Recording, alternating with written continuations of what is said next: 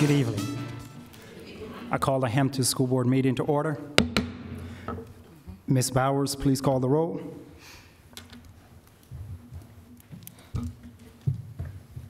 Ms. Cherry? Here. Ms. Henry? Here. Mr. Kilgore? Here. Ms. Mugler? Here. Dr. Woodhouse? Here. Mr. Samuels? Present.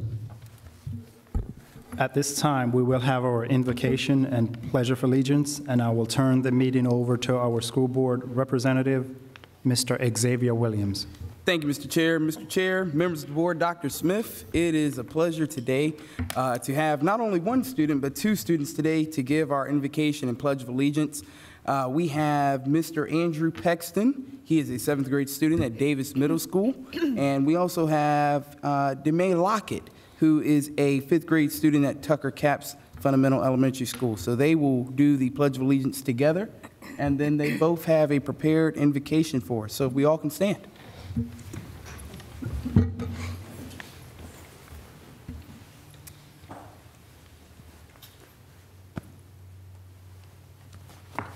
Pledge allegiance. Pledge allegiance to the United States of America and to the republic for which it stands, one nation, under God, indivisible, with liberty and justice for all.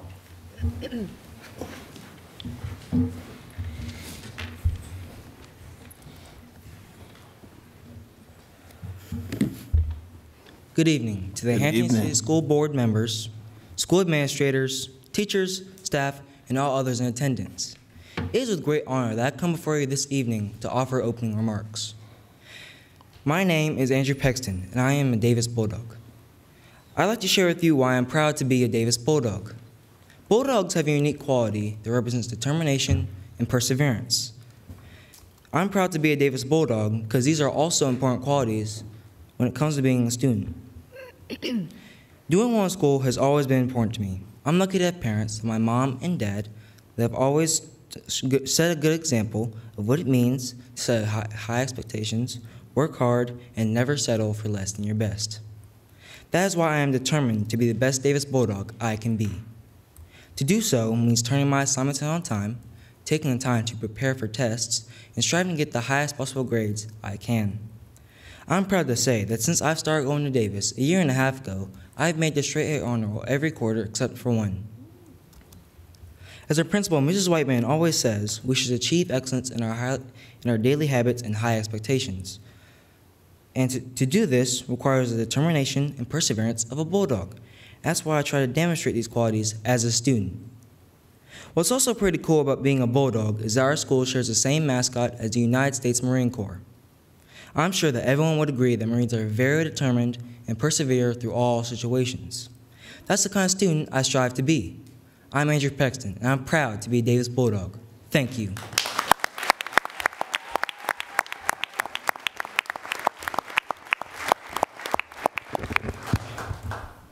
Good evening. My name is Demay Lockett, and I am a 5th grader at Tucker Capps Fundamental School. Tonight I will be reading a poem entitled Today. Outside my window, a new day I see, only I can determine what kind of day it will be. It can be busy, sunny, laughing, and gay, or boring and cold, unhappy and gray. My own state of mind is the determining key, for I am the person I let myself be. I can be thoughtful and do all I can to help, or be selfish and just think to myself. I can enjoy what I do and make it seem fun, or gripe and complain and make it hard on someone. I can be patient with those who may not understand, or belittle and hurt them as much as I can. But I have faith in myself and believe what I say, and I personally intend to make the best of each day.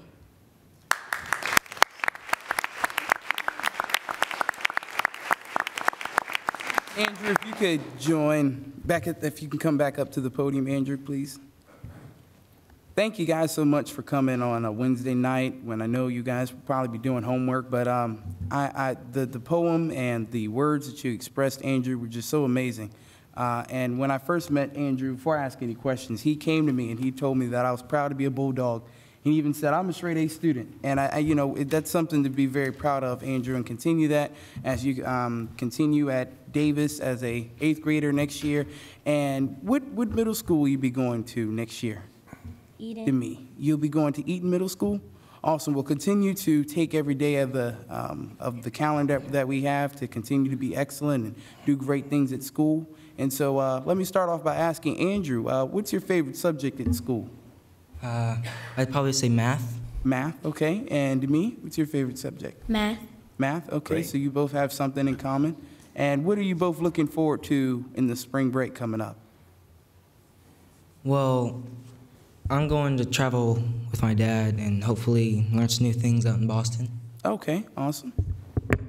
Well, I really don't know, but I'm probably going to go to a birthday party and relax and spend time with my family.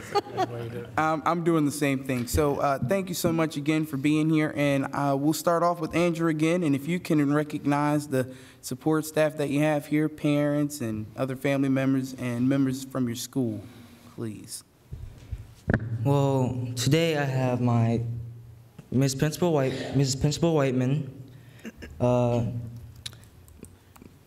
excuse me,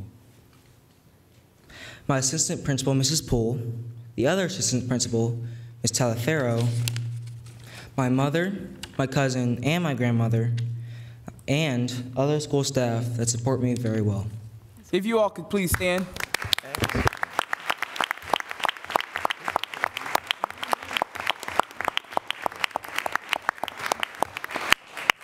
Thank you so much for being here and supporting Andrew on this night today. And Demi? Well, I brought my mom and my dad and my baby sister, Dr. Suggs, which is my principal, and my assistant principal, Mrs. White. If you all can stand to be recognized, please.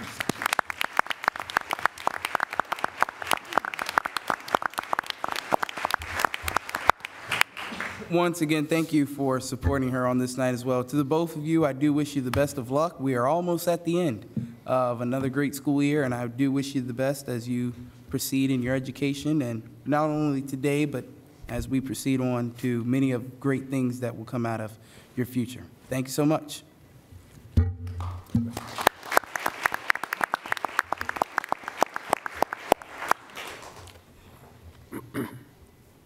Thank you so much, Mr. Williams. Next on the agenda is item 1.03, the adoption of the agenda. Is there a motion?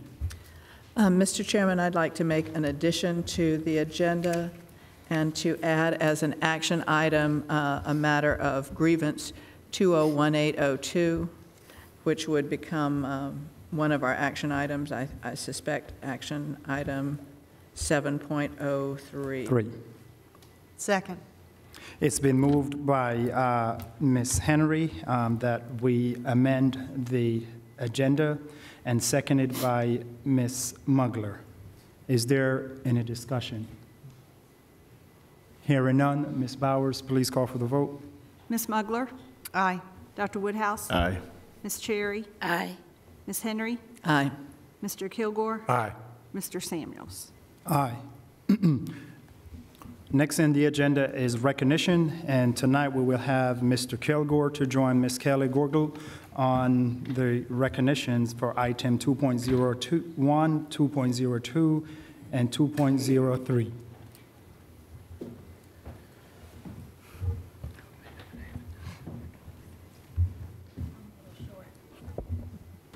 All right, we've got a lot of great recognitions tonight. There is so many good things going on in Hampton City Schools. So, good evening. Tonight we would first like to recognize 10 students from Bethel High School. Not everyone is in attendance, but I'm going to go ahead and call your names, and if you are here, please come forward when I call your name. Peyton Berry, 10th grade. Mackay Crocker Lennon, 12th grader. Damian Dawkins, 10th grade. Sincere Fetter Ingram, 10th grade. Anasia Harvey, 10th grade. Jade Jackson, 10th grade. Austin Kent, 12th grade. Lexus Mason, 10th grade. Tashea Sears, 12th grade. And Cassie Walker, a 10th grader. Please come forward. All right.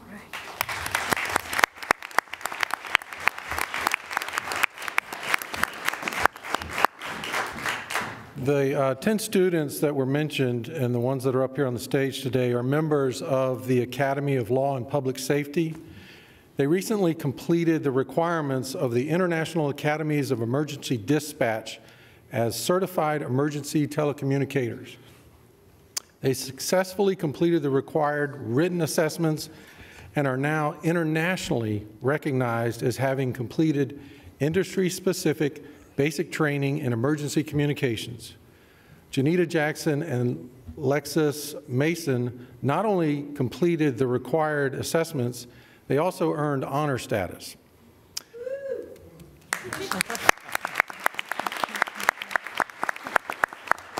This emergency dispatcher certification is valid in the United States and over 40 other countries.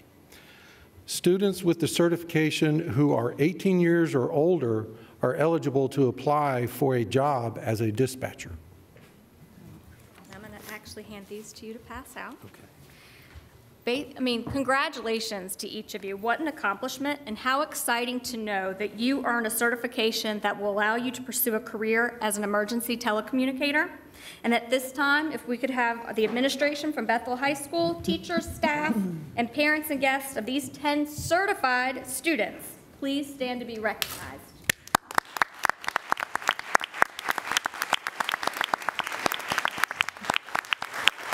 Let's go around. I think their instructor, And their instructor as well is here. Please come forward. They didn't hear you. And he's coming forward. Seals. I think. Yes. Come on up. I'm doing well.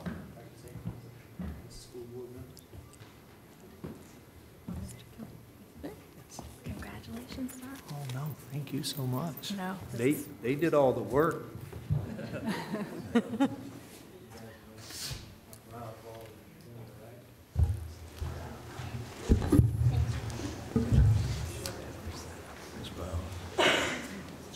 Mr. Chair? All right, and one more time, if we could give just a huge round of applause for our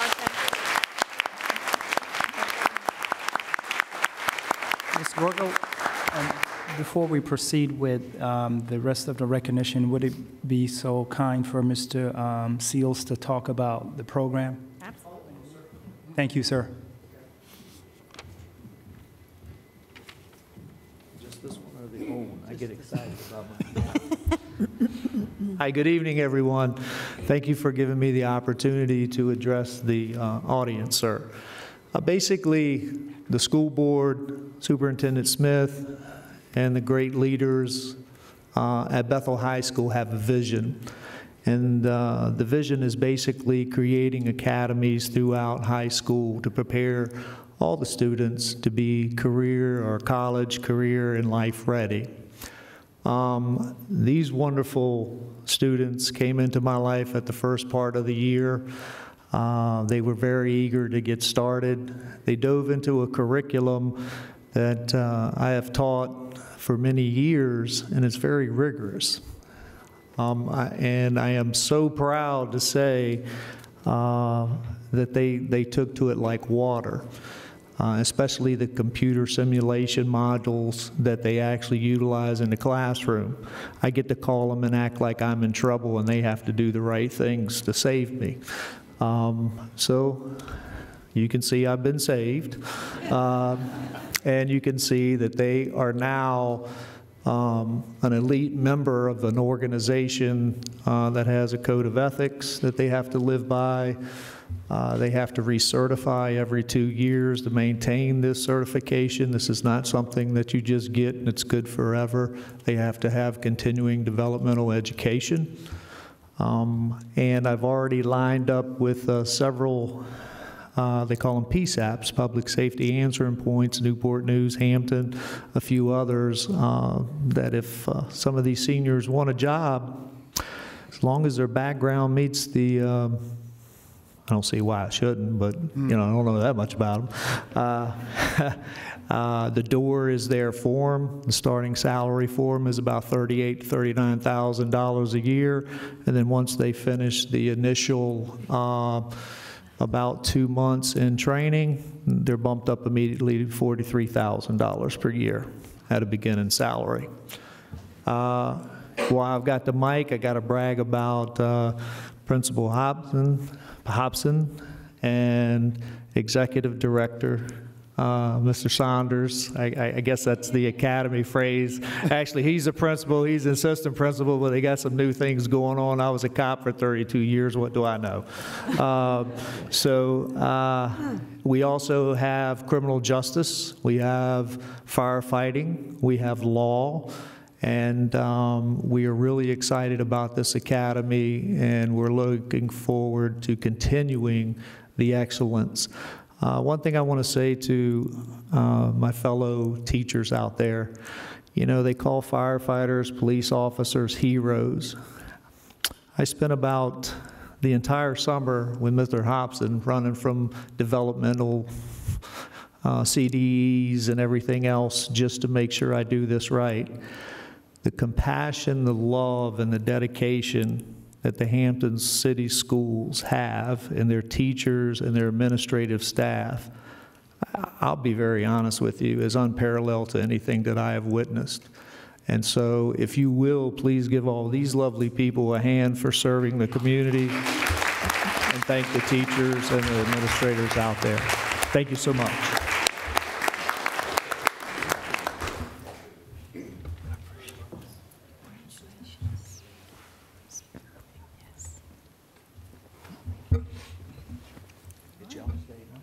I just got to talk a lot.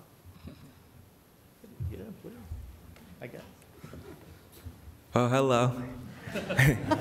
I'm Makai. I want to thank all the staff at Bethel. Everybody here that's from Bethel, please stand up. All the administrators, teachers, students. You should be very proud of yourself to even be here. So I thank the administrative staff at Bethel and Mr. Shields for having me today. It's been really cool being an ambassador for the academy. So yeah, thank you. Let's give all of these young people another round of applause. Thank you.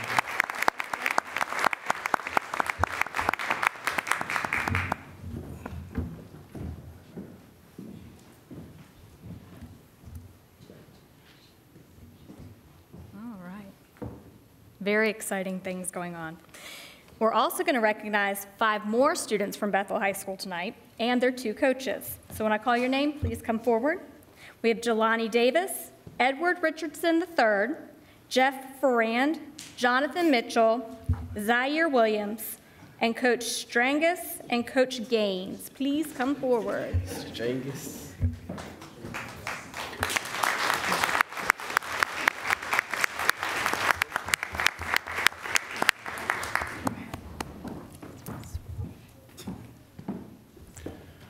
On Friday and Saturday, February 23rd and 24th, our Bethel High School indoor track teams participated in the 2018 Class 5 State Indoor Track and Field Championship meet at Boo Williams Sportsplex.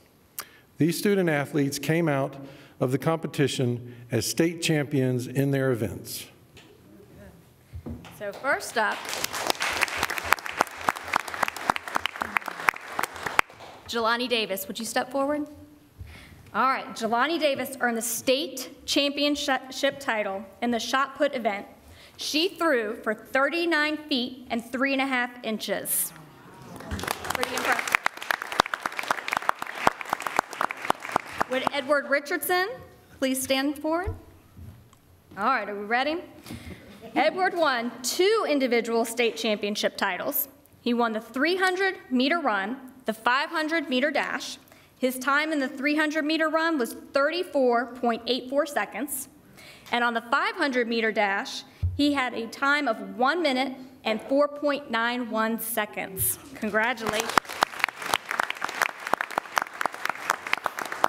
And Edward's actually going to stay forward, and it's going to join him by Jeff Ferrand, Jonathan Mitchell, and Zaire Williams.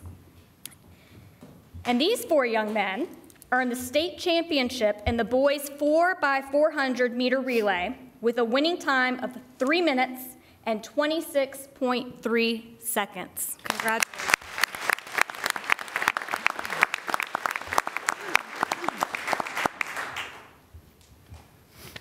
We would also like to recognize our Bethel High School coaches, Coach Strangus and Coach Gaines. We commend you on your leadership and the time and attention you give to all your student athletes. At this time, would the administration from Bethel High School please stand again, as well as the family members and guests of our student athletes.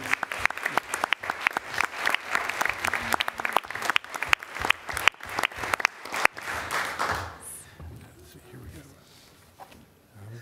Okay, this goes to the coach. Right. We got a name?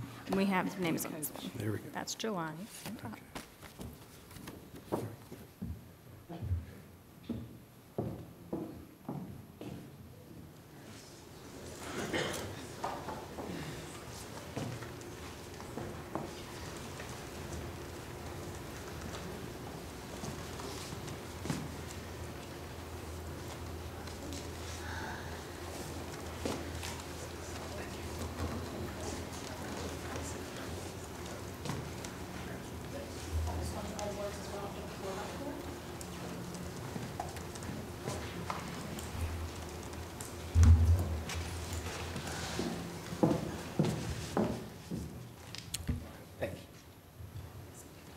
Congratulations again. Great job.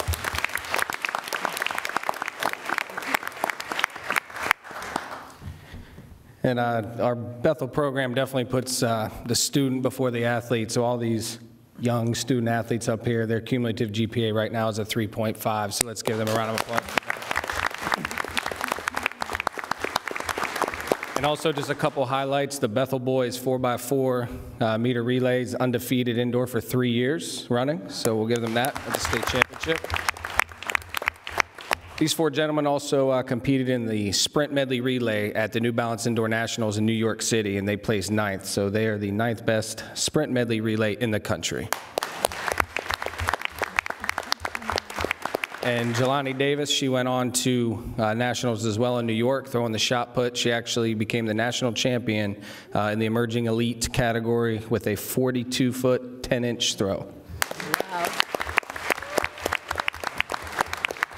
And, you know, this group, they're kind of our leaders of our group, and the one thing I want to say about them is, you know, they're very, very unselfish, and you see them interacting with each other, and you know, they're just a lot of fun to be around because they're always positive toward each other. You know, it doesn't matter what type of teammate you are, it doesn't matter what event you run. These guys are always, you know, stepping up, encouraging each other, and honestly, it's been a great, really, really fun year to be around these guys, and look forward to more recognition in the outdoor season. So, see you in a few months if that's all right with you guys.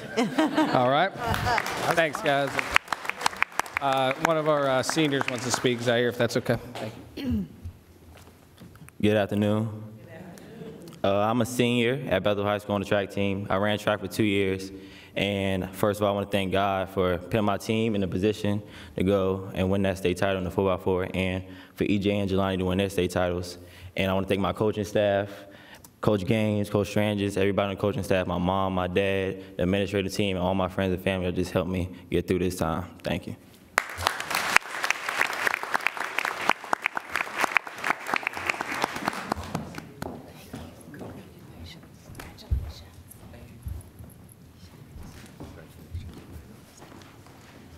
I told you we had a lot of good things going on in Hampton City Schools, and we're not finished. We have 5 more students and 2 coaches that we are going to recognize from Phoebus High School tonight. So when I call your name, please come forward. We have Janelle Saunders, Dante Rivera, Jaden Gilliam, Dejan Hillard, Damian Charity, Coach Brown, and Coach Jackson Davis. Please come forward.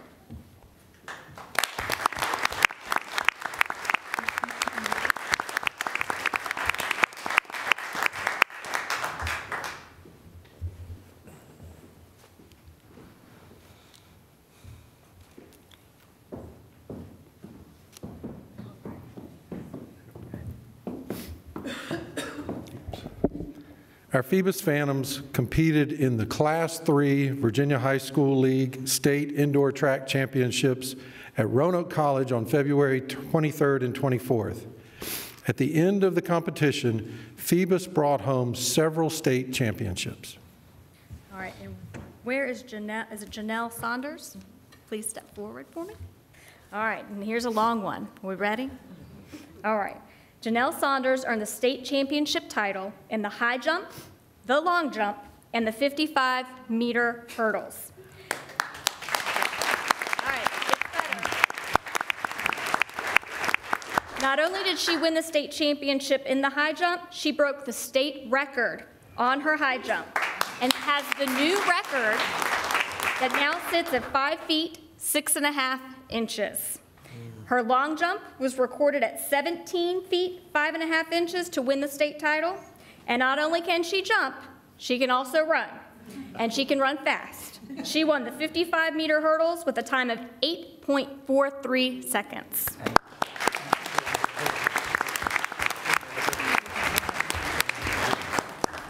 Okay.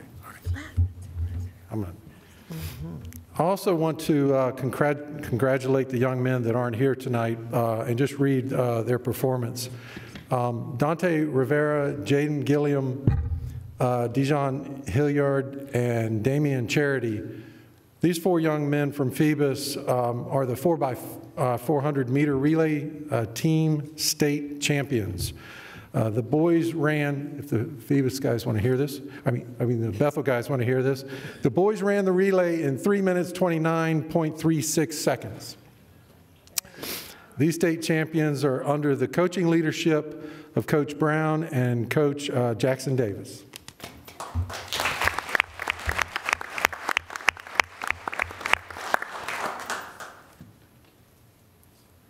This is for the coach.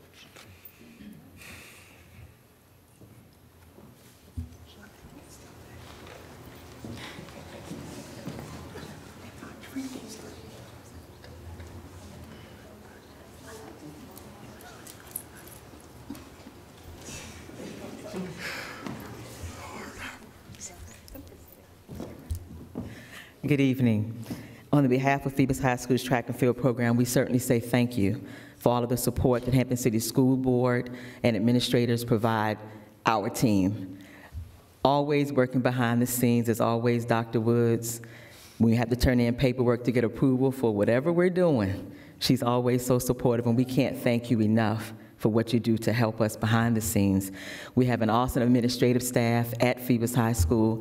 When you have a principal that shows up at your track meet with sandwich meat, bread, fruit, water, and Gatorade, because our kids have gone through all of the food that they've eaten, and we're at regionals from 10 o'clock in the morning till 8 o'clock at night. She's our all-star. None other than Dr. Stapleton. We can't thank her enough, along with our athletic director, for everything they do to show us love and support. Our track and field program, we've earned state championships in the past, and this past year we lost a lot of seniors. And we have a rebuilding year, so our girls during regionals took first place with only 9 girls competing. 9 girls competed at states, and they were the state runner-up.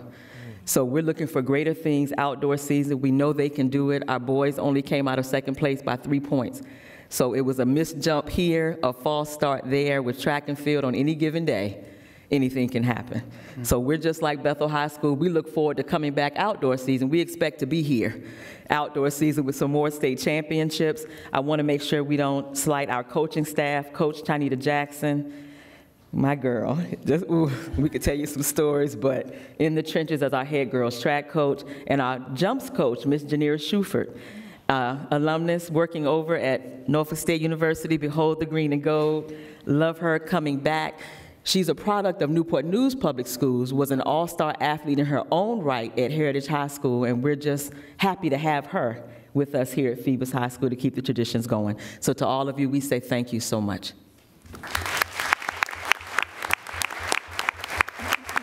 Before you leave the stage, at this time, would the administration please stand, as well as any parents, family members, and guests of our student athletes to be recognized.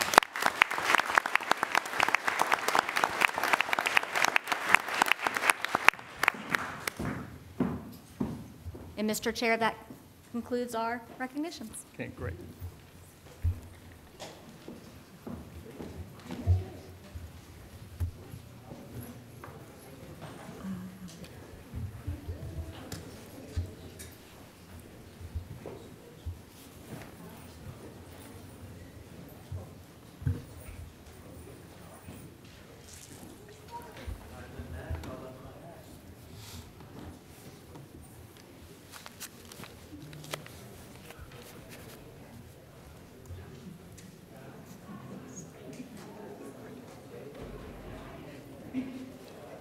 All righty.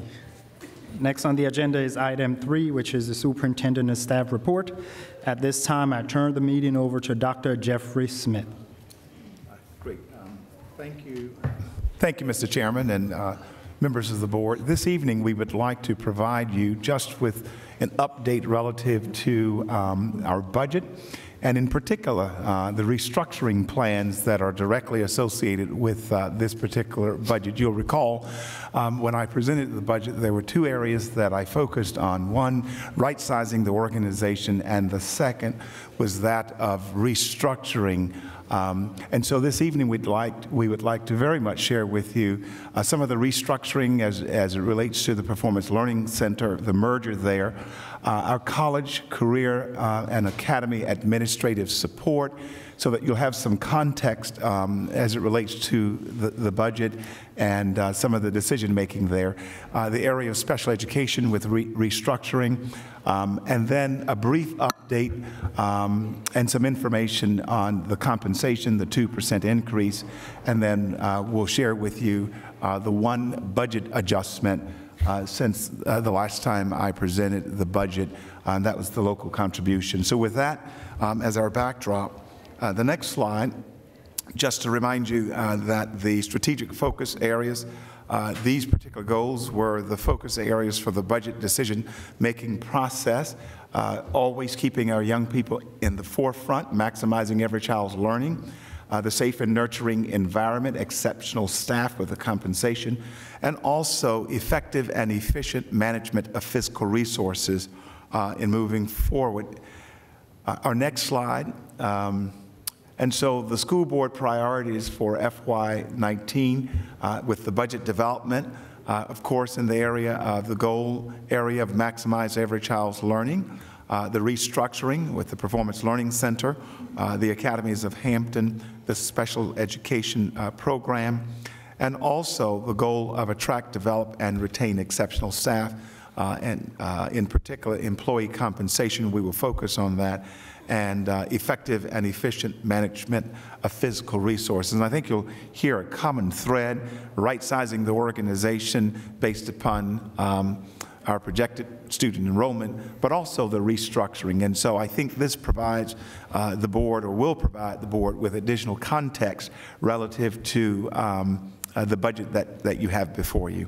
So let's start with the Performance Learning Center, the PLC history, and Dr. Cooper will share and provide context as it relates to the Performance Learning Center and the merger with e-learning from a historical perspective, and also what the 2 programs together will look like in the future for our young people.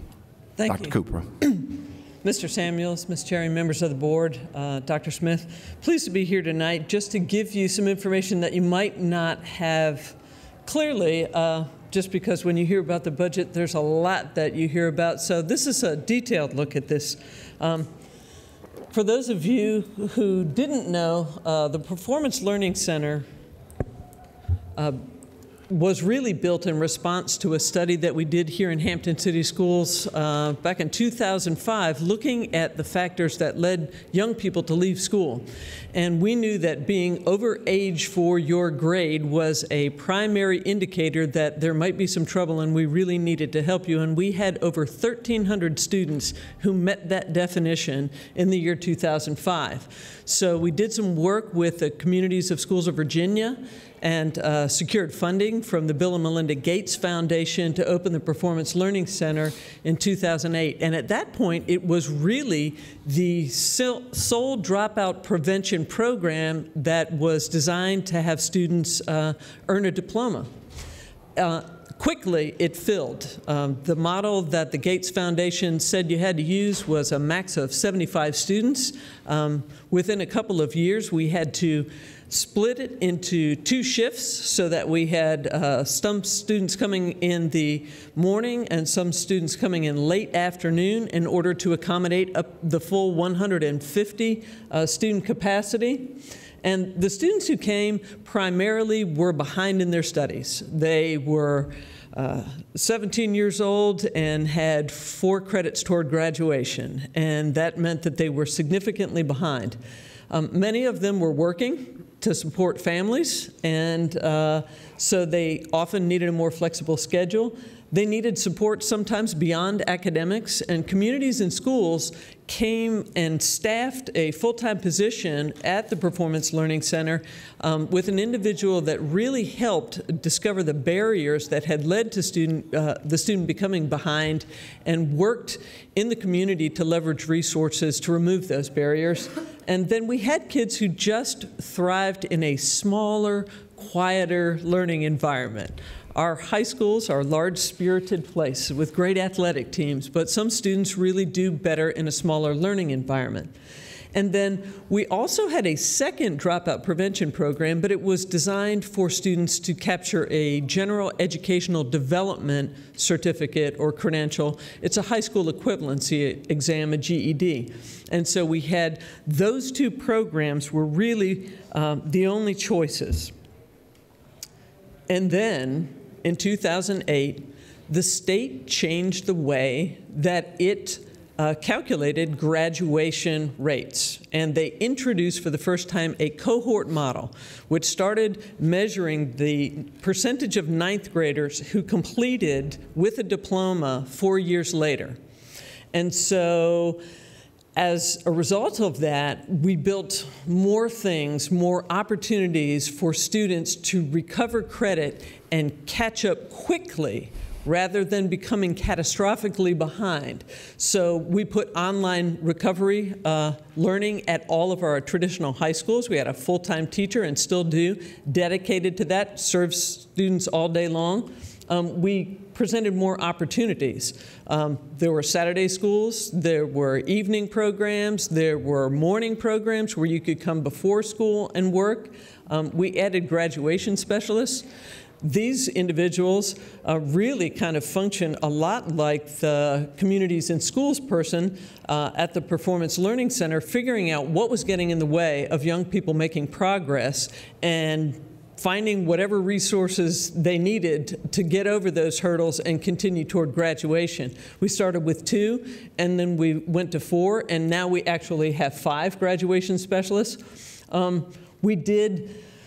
This is actually, Dr. Woods co-located the GED program and the Performance Learning Center right next to one another, and she changed the leadership of the program. And I consider this a particularly brilliant move looking back. So Ms. Myra Chambers is the Director of Alternative Learning, and having been a high school principal, often students would want to get a GED, and they would come in and she would say, let's take a look at that transcript. And while the parent was still in the room, she would say, we can get you a GED, but we can get you a diploma. And so she really has worked to make the GED the last choice. This is for students who really have something going on. They need to get out in the labor force. They really don't have any longer time to spend. But the program, the GED program, really started working toward credit recovery and diploma studies. And so as all of these things transpired, all of these extra supports in a traditional school, fewer students made the choice to leave their school and go to the Performance Learning Center. And so, as I said, probably in 2010, 9-10, we had 150 students and still needed the 2 shifts. It dropped in 11-12 down to 123, and then steadily over the years. I didn't put the whole trend line, but you can certainly see it there, that 15-16, it came down to below 80, then it dropped last year, it was 63 students, and this year we just have over 50 students registered. All at this time, the graduation rate is going up to the highest of where it's been in the division at 91.4%. So, all of this explains the reason why we've seen a declining enrollment at the Performance Learning Center. For those students and families who are enrolled there, though, the prospect that we're changing this program and merging it with another program is daunting to them. Change is frightening, and folks want to make sure that they have the same advantages moving forward that they have in their current program. So I wanted to take a look. Both programs The e-learning program that we have that serves GED students and diploma students at the campus that was formerly known as Lee. It is the Alternative Learning Center for Hampton. Both of them use Edgenuity for online credit recovery. Both programs use a blended learning model, which means that there's a staff person in the room. Students don't have to work independently. We have licensed, endorsed teachers in both programs. We have smaller classes in both programs. We have overall a smaller learning community in both programs. There's both academic and emotional support, because when children make the move to leave a traditional school and go to a different environment, often it's because they've had a rocky time of it somewhere, whether it's in school or out of school. They need some support, and both staffs are very good at providing that.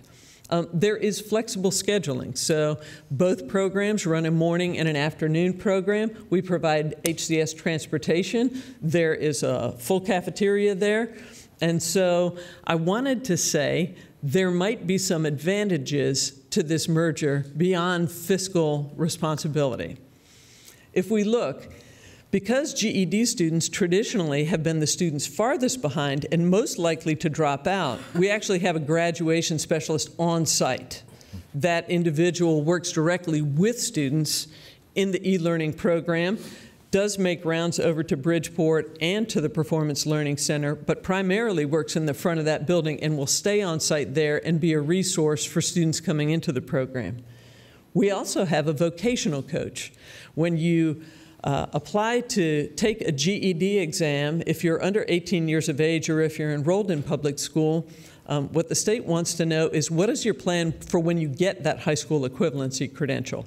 And so we actually have a coach that works with young people on career exploration, career planning, writing resumes, writing cover letters, and making sure that, and also college applications and financial aid, just to make sure that students are ready to move into the world when they leave our doors with a credential. That will stay, and even though it was designed as a part of the GED preparation program, it'll be available to diploma students as well. And so that individual will work with all of the students at the program. We also have career certification courses. We've run food handlers courses. We've run CPR certification, first aid certification, veterinary medicine first aid certification to enable young people who need jobs to get jobs. And so those types of courses will be available to all students who are in the combined program next year. And we have diplomas. So last year, we did have 13 students gain a diploma through the Performance Learning Center. At the e-learning center, originally designed for GED graduates, we had 36 young people earn a diploma through that program. I run through all of that to give you a clear picture that we're not anticipating any loss of service with what I've started to call, we don't have a name for it yet, this merged program I call e-learning plus. It's everything that young people had at the Performance Learning Center, and we're even transitioning 2 of their teachers into the merged program, so they'll have familiar faces, they'll have some of the supports, the emotional supports, and the relationships that they've had. So in this merged program, they get it all, and I'm quite sure that we will continue to see not just the 39, 49, 50, but I think this number will grow because this combined program has a tremendous capacity to help young people reach their goals and graduate with a diploma and some career and life readiness. All of this will be in a smaller learning environment. All of this will be at the same campus where current students are, just in students currently are in a different part of the campus. But it's really going to be an exciting program. I'm excited about it. So I'll answer any questions that you might have at this time about this, or we can move on to the next piece of this. Mr. Chairman. Do we have any questions or remarks from board members? Ms. Cherry? Thank you, Mr. Chairman. Thank you, Dr. Cooper. You're welcome. You know, Dr. Smith had indicated that one of our strategic focus areas was safe and nurturing environments, which I think we can all agree PLC was and is. It is. I'm quite passionate when it comes to our at-risk and alternative students, having been in the division when we talked about that program that initially started.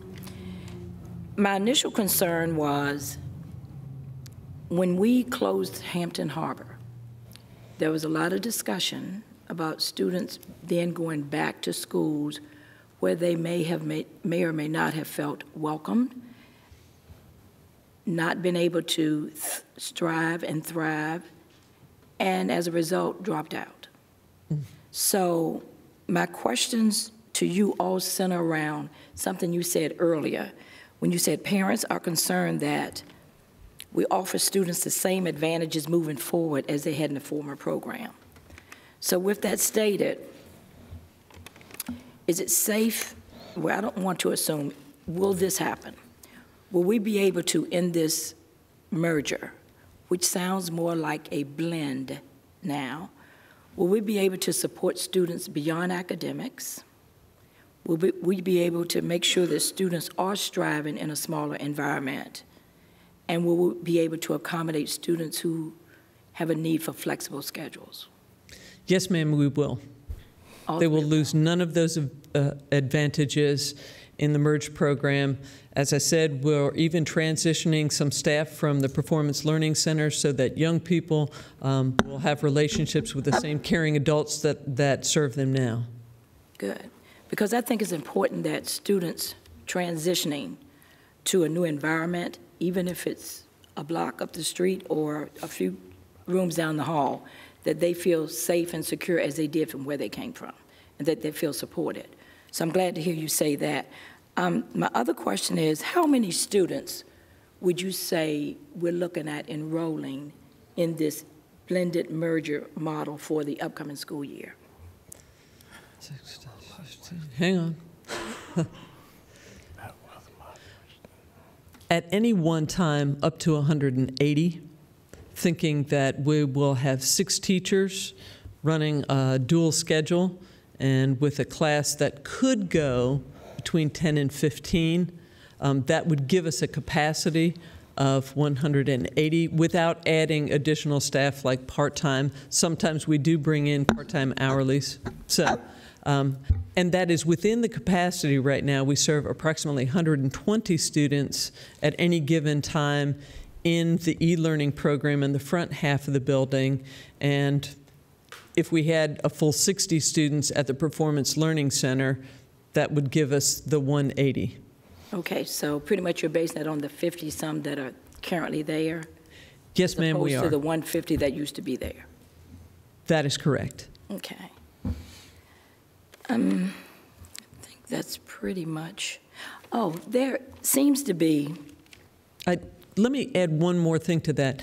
The capacity for this program, because it is open entry, open exit, meaning when you get your credential, you go. We've had 12 diplomas, actually 18 diplomas between the 2 programs right now so far this year. So those would be 18 new seats that would open up and allow additional students to come if they transition later in the year.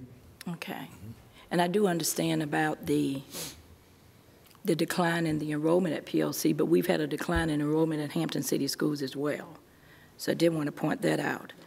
The last piece, there seems to be some confusion, if you could clear it up for the community, that, and it may be going back to the Hampton Harbor piece, these students from POC will not be sent back to their home high schools. Absolutely not.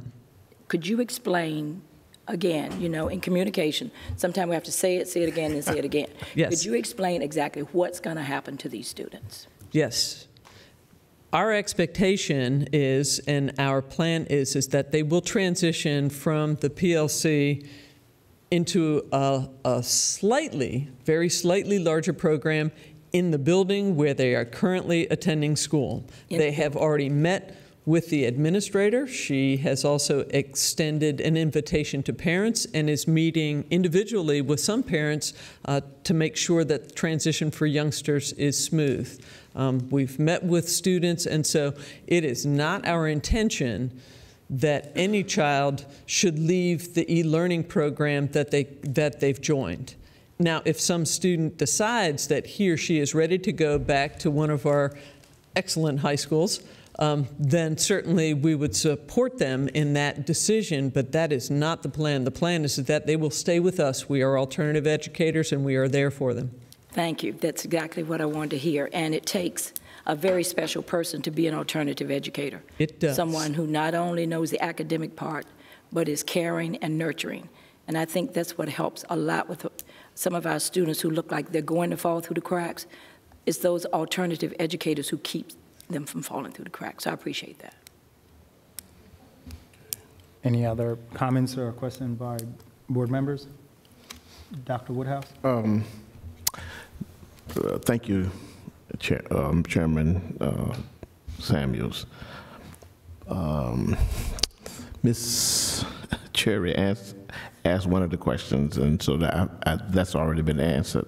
I was wondering, though, about the cuts that's going to be probably with the emerger. Will there be any cuts, or will there be added to the list teachers? Would there be any cuts? The positions are, we will, as a school division, save positions in the budget, but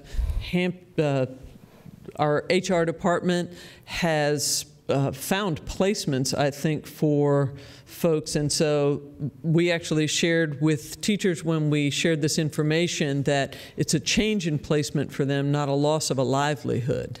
Okay. Okay. And I think one of the important points also with all of our teachers as we work through placements for the upcoming year, that they may very well transfer to another school. That's a part of a routine for us.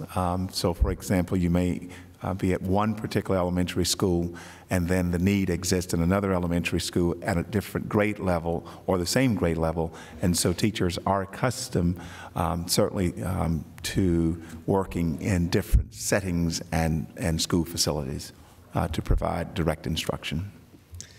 And I would like to make just one final comment. The declining enrollment at the PLC is not due to any lack on the part of the PLC, but rather it's due to all the fantastic services that are being provided all over the division by a great number of people who are interested in seeing young people graduate on time, in addition to supports from the community to get students across that stage and ready for success. So I did want to make that very clear. This decision, they have done an excellent job. It's just we have a lot of folks doing this work now instead of just them. And because they are a smaller learning community, I wanted to, I'm sorry? Ms. Mugler has a question. Actually, it really wasn't a question, and you were just making additional comments. I hate to interrupt your flow, but okay. I'm good. I just am really appreciative of the presentation and the clarity that it has provided, because I think during the budget cycle, when we're drinking from a fire hose in terms of all the pieces that are part of putting this budget together. And so I think as board members, some of us may have had an understanding that this meant that students were scattering back out to their zone schools and that sort of thing. So I think this really provided a great level of understanding on our parts and hopefully for the community as well. And as I look at that slide there, I mean, to me, it's a win-win. We're giving students more. By blending this program in this way, we're keeping students basically where they are, with maybe a move up the hall, which would be a normal transition. And we really are not experiencing job loss. So I really thank you for the the presentation and the explanation, I think it really gives us a whole lot more to confirm this transition and change. So thank you. Dr. Woodhouse. Let me bring some clarity to why I asked the question. I asked the question simply because I think that what we are doing is good, but I think the community needs to really have a good understanding of what's happening with the teachers and the budget. And so I think it needs to be very clear to them so that they would be satisfied with the moves that we're making. Thank you. Good point.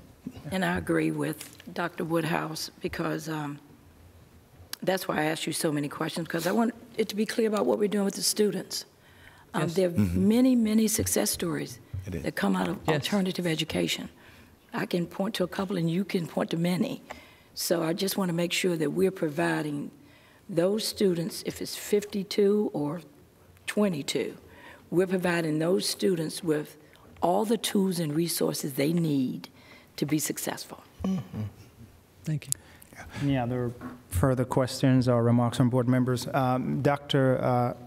Cooper, before you take your seat, I just have one question in reference to the graduation specialist that will remain in site. In her role, you indicated that there will, in the e-learning and the blending of PLC, that is approximately 180 students. You also stated that, or indicated that perhaps she's also working with the Bridgeport Academy. Yes. How many students are enrolled, are projected to be enrolled in that program FY 1920? That fluctuates a great deal. And the enrollment typically builds, but it does get between 80 and 120 by the end of the year. Typically, we'll see a rise in April, May, and June. At the beginning of the year, it is as low as 60 to 70. Okay. So approximately 180 plus 80, that's 260 students? However, many of the young people that are at Bridgeport Academy are not they're not in graduation status yet. We have an elementary class there, and we have middle schoolers there. We have students who have just entered 9th or 10th grade. And so the need to serve students, to remove barriers to graduation is with a much smaller subset of the Bridgeport group. Okay, so it's based in the Bridgeport program, it's based on need? Yes. Okay. Yes, absolutely.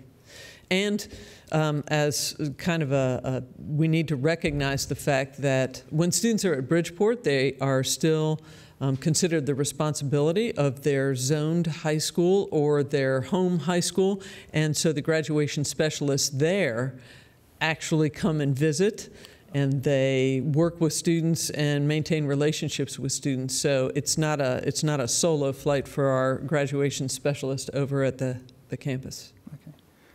Thank you. Any other further comments or questions from board members? Dr. Cooper, thank you so much for that thorough report. Appreciate it.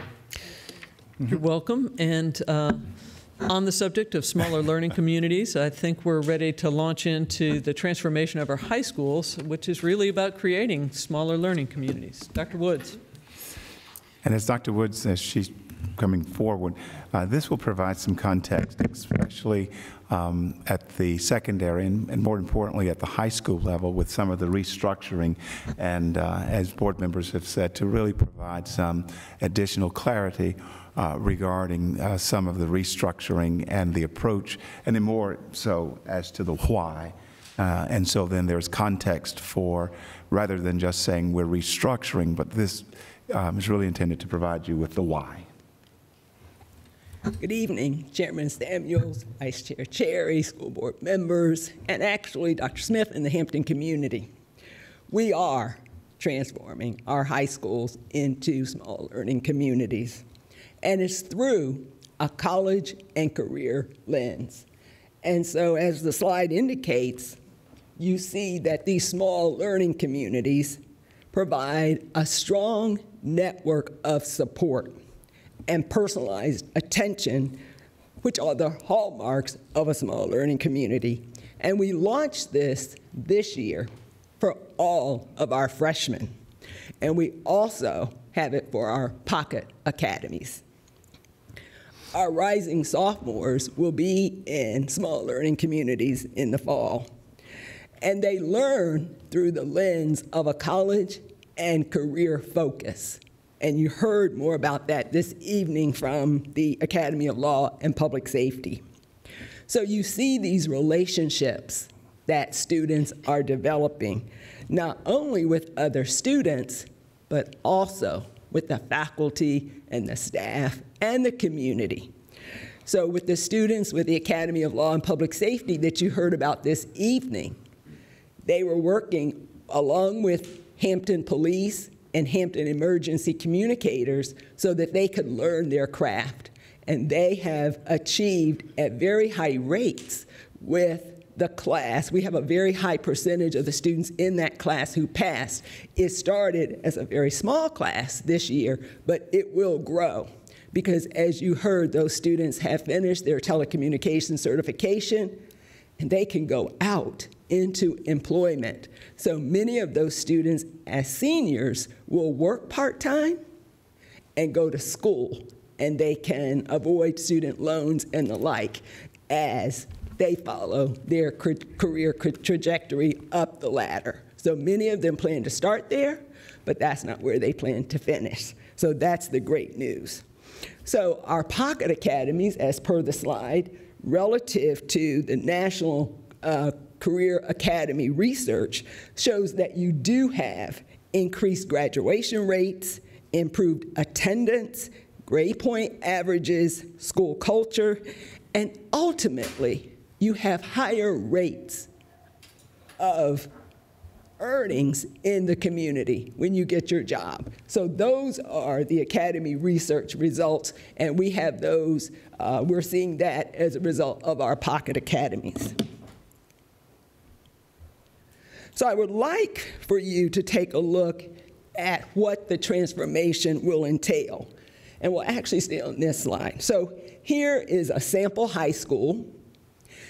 And as Mr. Seals alluded to earlier, you will have an executive principal. Below the executive principal, for the freshmen, you will have a freshman academy principal. Then we have 4 academies, and each of the academies have principals, and then you see the smaller pathways under the academies. So let's take a look at how that folds out with our high schools. So starting with Bethel High School, executive principal, Ralph Saunders, and we currently have as the freshman academy principal, Mr. Harris. And then you see the teams there. At Bethel, we have the Discover team, the Explorer team, and the Adventure team. And then we see our academies, our 4 academies. Sometimes we take the smaller academies and we pair them together under the leadership of a principal.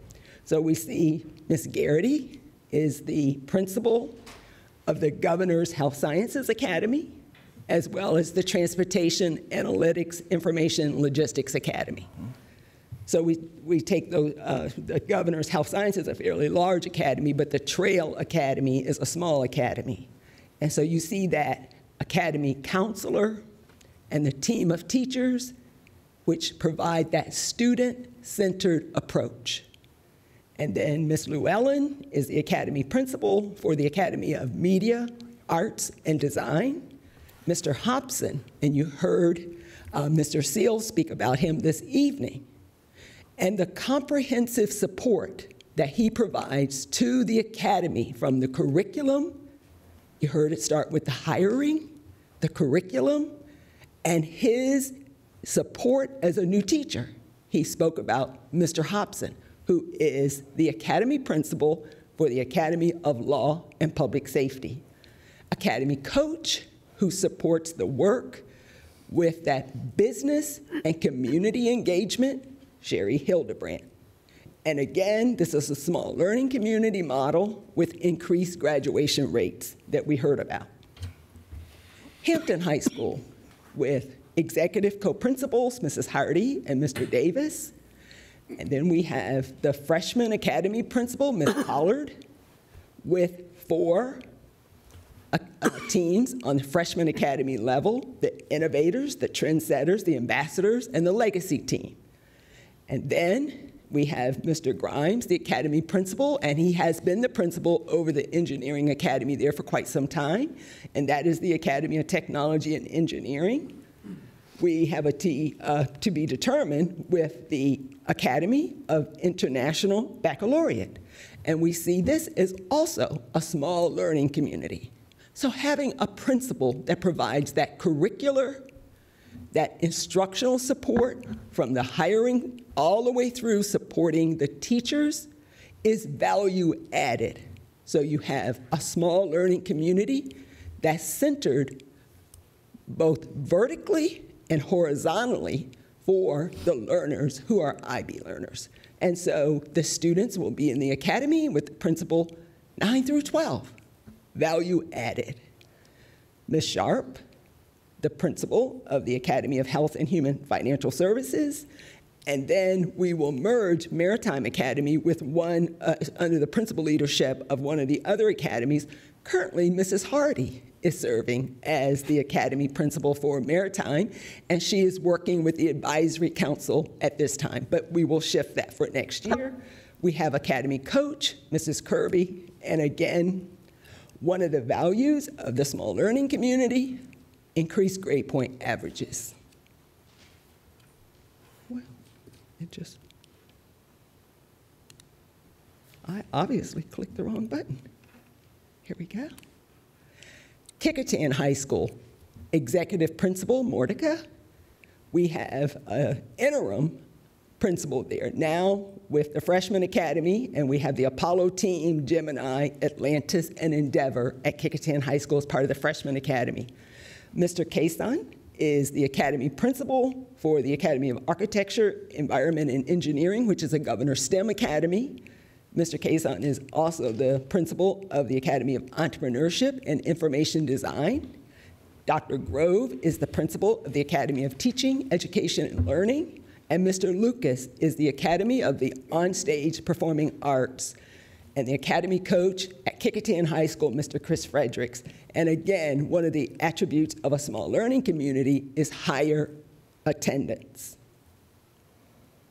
And at Phoebus High School, Dr. Stapleton is the executive principal, and then Ms. Incremenius is serving as the freshman academy principal with 2 teams, the innovators and the trendsetters, and Mr. Gavin is principal of the Academy of Cybersecurity, Engineering, and Robotics, and the Academy of Digital Video Production. Mr. Majed is the principal of the Academy of Hospitality and Tourism. And then we have an ACE, or the Academy of Advanced College Experience, to be determined, and the academy coach, Kathy Elliott. And these small learning communities improve school culture. So this is a slide that shows the college and career academy teaming. So these teams come together with all of the cores, the math, science, English, also the Success 101, or the pathway teacher, along with the school counselor and the administrator, to have that comprehensive wraparound services to support students, and it's very student-centered. So again, we see this model as value added so that we coordinate all support for students through the academy model. This eliminates anonymity that sometimes comes with being in a large, comprehensive high school. It's difficult to pass unnoticed when you're part of a team, of a small learning community. The colleagues meet with each other on a regular basis. I've had the fortunate opportunity over the last few weeks to sit in team meetings, and they are discussing interdisciplinary curriculum their project-based learning activities, and they're discussing the success of all students. And so we see this as very comprehensive for all aspects of the high school to bring it together under one model, the academy model. And so these teachers all know each other, and they're very passionate about the students and the work. And their passion shows. You could see Mr. Seals this evening and his relationship with his students. It's just excellent. So as I end, I think the fundamental difference that I'm seeing in the academy model is the collective efficacy with the teams, that they believe that they can make the difference in the lives of our students with this wraparound support system that we're providing. So I'll be happy to entertain any questions that you may have about the student-centered small learning community model that we're transforming in Hampton City Schools. Are there any questions or comments, questions from board members for Dr. Woods? And some. Go ahead. Go ahead. I'll wait for the board members to ask questions. I just wanted to say something. Mr. Xavier Williams. Dr. Woods, thank you, Mr. Chair. Dr. Woods, I just wanted to say, I think Natalie and I both have said the same thing many of times, that if we could go back into our 9th grade year coming in, we would love to go through the academy model. And I had a great conversation with my principals at Hampton High School, the Hampton High School, home of the Crabbers. You got to throw that in there a couple times. Absolutely, the Hampton. That, you know, this academy model is going to be great. And it reminds me of my time coming into Hampton High School. And Principal Hardy said, what was the difficult time since, being in high school that you had? And I told her it was my freshman year. Because that transformation when you go from middle school to your 9th grade year is sometimes difficult for people. And I was one of those students that had a difficult time, but I did settle in as the years progressed. So I just really, as a student, I love it. If I could go back, I don't want to go back, but if I could. I was going to say, you would start over. If I could, I would. And I just love how everything is going to be smaller now, and even just being able to come in as a freshman, you're going to know this principle of your academy for a long time until you graduate, actually. And That's so, right. Like you said, this is nothing but value, and it's nothing but a benefit. And I'm excited to see what happens next year, and then even as an alum of Hampton and Hampton City Schools. So this would be great. Thanks so much. Thank you. Ms. Mugler? Yeah, just a couple questions. I noticed that in the varying high school structures, there are still some openings for academy principals, and just wondered what the timing was on that in terms of your, the plan for how soon we're going to fill those. And we actually have the postings out there, and because some are natural occurring because we have vacancies, so we will extend that and allow individuals to apply for these positions. It's quite exciting work, and I think there will be a lot of people who want to be a part of this transformation. So we actually posted the assistant principal position because we had one that was natural occurring that about a month ago, correct, Rob? Early March.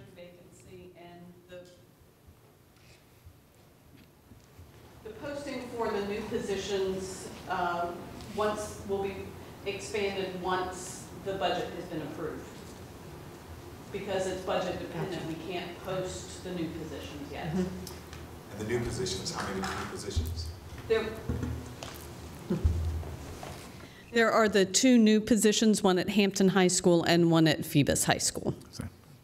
And again, know that we're restructuring, and so when you look at the dean structure, we currently have 2 deans at each of the high schools, and so we'll certainly keep 1 dean position at each high school, but again, with the restructuring, the fact that we have reduced the staffing by 1 dean at each high school, 1 position, and the addition of 2 assistant principals who will serve as academy coach or academy principals in the position of assistant principal. So again, just to provide some context for that whole restructuring, why the addition of 2 assistant principals, why the reduction of 4 deans, and again, this gives context to that decision-making in terms of the restructuring and the why behind that. Absolutely. And so, Dr. Smith, just yes, ma'am. In regard to the dean position and there's some remaining, will that ultimately phase out as we become fully wall-to-wall and have freshmen through seniors? Yes, ma'am. That is the plan. Okay. Mm-hmm. Great. And I just want to say it's just exciting to see it all, all on one little sheet here, to see it really materialize and look like, what was envisioned some years back. So, so much work has gone into this, but it's very exciting to see where we are with it at this point. And I think to see the fruits of the students actually receiving the certifications, that was just such an aha moment for me, that we launched our 5th Pocket Academy with the Academy of Law and Public Safety this year, and to see that these young people are already achieving at very high levels and earning these certifications where they can move directly, if they so choose, directly into the workforce in a high demand area. They can all, as Mr. Seals mentioned, because there are so many openings for telecommunicators, emergency telecommunicators, that they can walk into jobs today if they're so willing. Yeah, it's very affirming. And the Law and Public Safety Academy, our newest academy, we stood that academy up at the beginning of this school year. Yes, just a lot of hard work the previous year planning to move forward, but again, to see the outcomes, and in particular this evening, the outcome with our young people. So. Absolutely. All righty. Thank you. Dr. Woods, this information was very informative, and I am glad and I appreciate the fact that you provided us with some clarity in reference to the IB program.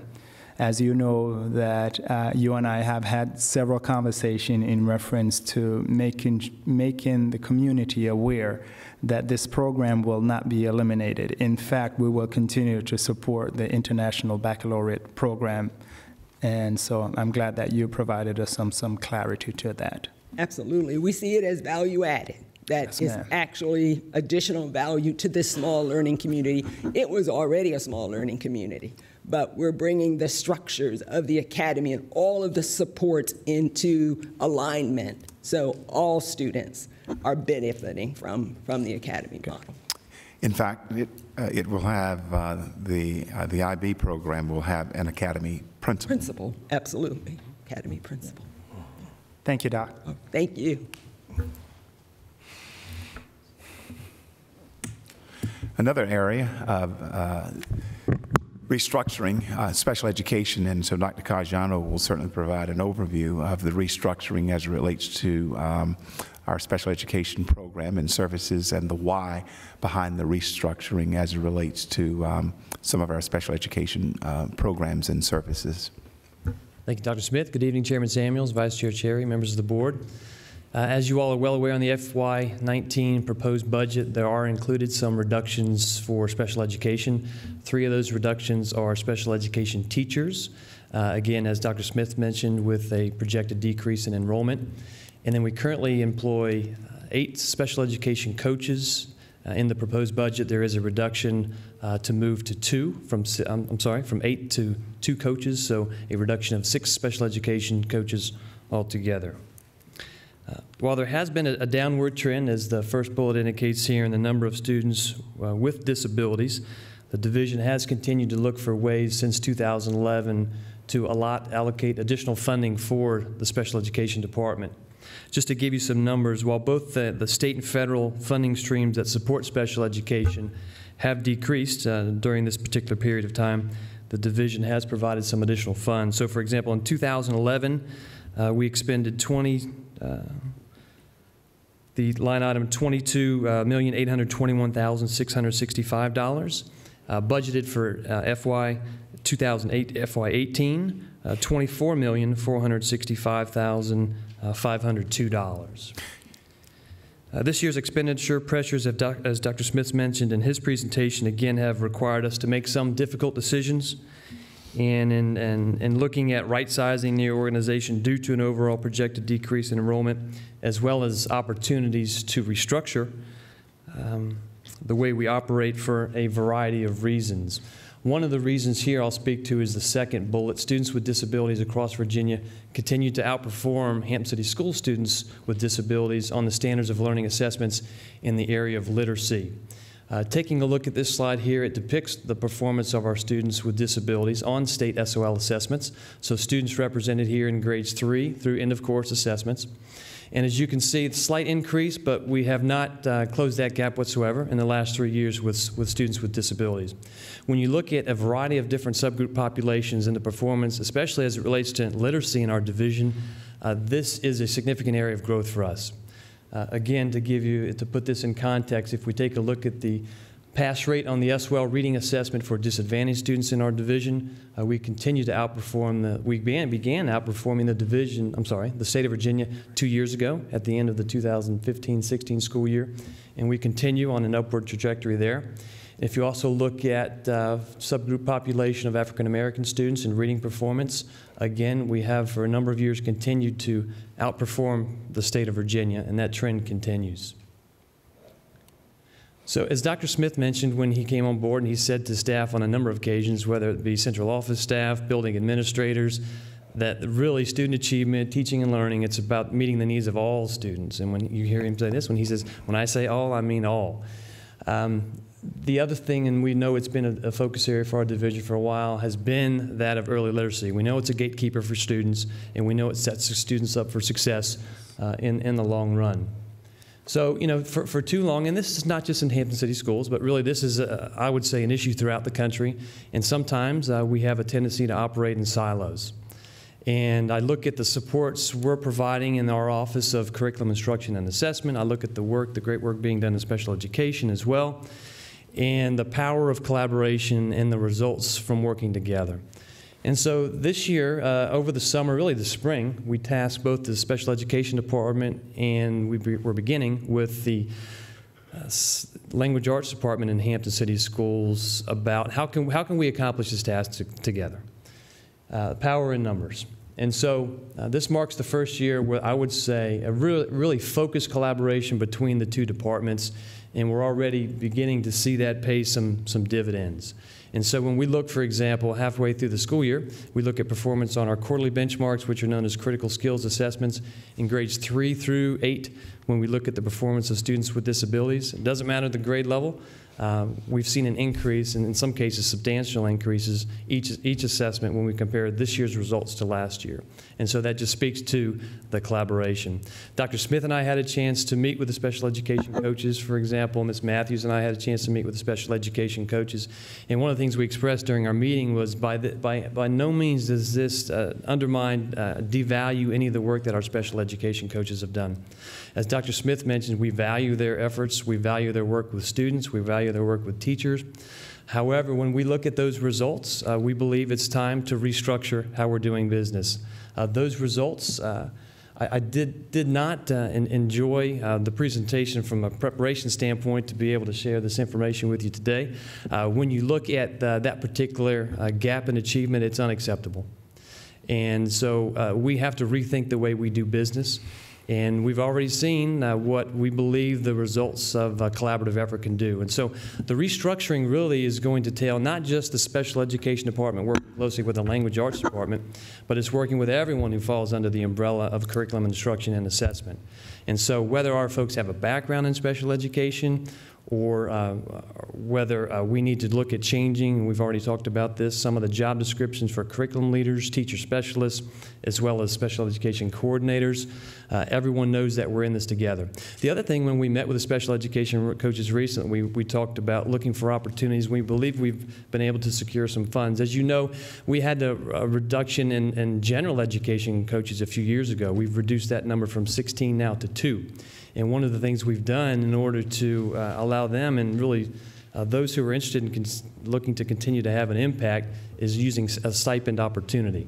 So for example, we have a teacher at Bryan Elementary, and after she's done teaching, on occasion she'll go and conduct professional development. And so that's a way for her to contribute not only to her school and direct work with students, but the organization as a whole. So it's one of those things, making a lemonade out of lemons, and we believe in the long run that this is going to be beneficial for our students, and we're already seeing the fruits of that labor in student achievement data when it comes to reading through our critical skills assessments, which Dr. Cooper has spoken to before. Very strong correlation between students' performance on those assessments and students' performance on standards of learning assessments. At this time, I'd be happy to entertain any questions that you all may have in reference to the special education proposed budget. Are there any questions, remarks, or comments from Dr. Caggiano? Now, I do have one more comment. In the audience this evening, a few folks I'd like to recognize. Our Director of Special Education, Ms. Margaret Matthews, is here. And I would also like to thank the SEAC committee. SEAC stands for the Special Education Advisory Committee. We have both our chair of that committee, Ms. Alita Bethea, here this evening, and our vice chair, Ms. Reham Mayfouz, here this evening, joining us. And we've had also some ongoing conversations, and they understand the difficult position we're in, and I think they'll be addressing the board a little bit later. But I want to really thank them for their collaborative efforts, and they meet on a regular basis with Ms. Matthews and her staff as well. Ms. Mugler? Just one question in regard to this particular slide references that you'll implement a systems approach. And so, Dr. Smith, Dr. Caggiano, I'm assuming that you all will present something to us that gives us a little more depth about what that systems approach is going to look like for special education specifically. Yes, that's correct. We've started some of those conversations, and the coaches have been included in some of those conversations as well. But yes, still a lot of work to be done. A lot of it will be based on some of the partnerships already established between those two silos coming together. So, for example, a lot of collaboration over the summer months, including some training that was conducted for teachers. The other thing, there are implications for revisions to some of the opportunities for professional learning to include what's in our 3-year professional learning plan. And so, it's incumbent upon us, if I'm a regular education teacher who works also closely with students with disabilities, that I not just go to training related to my content, that I've got the opportunity to receive training for effective strategies for all students. Sure. Okay. Thank you. Thank you. Thank you, Dr. Caggiano. All right. Appreciate it. All right, this time, Mrs. Ruth is going to come up to talk a little bit about compensation and the impact of the health insurance premium. And this will give some clarity as it relates to a 2% overall salary increase versus a 3.2% increase in the rate in terms of insurance premium. So to give some context, because sometimes people hear 2% salary increase and they forget that it's 2% to your base salary and 3.2% in terms of a rate increase to your premium, which is quite a bit less than your base salary. So some clarification there so that individuals and the viewing audience can certainly have some context for when we say 2% versus 3.2%. Thank you, Ms. Rubin. Yes, sir, thank you. And that is a lot of what I had to share with you. But what we wanted to do is provide some visual examples of what a 2% increase looks like to base compensation, and this is purely base compensation. It doesn't include if anybody has supplements or they work additional days. This is strictly their base compensation and what the premium increase will look like for their insurance. So I'll just walk you through Teacher A. Teacher A is currently on step 1.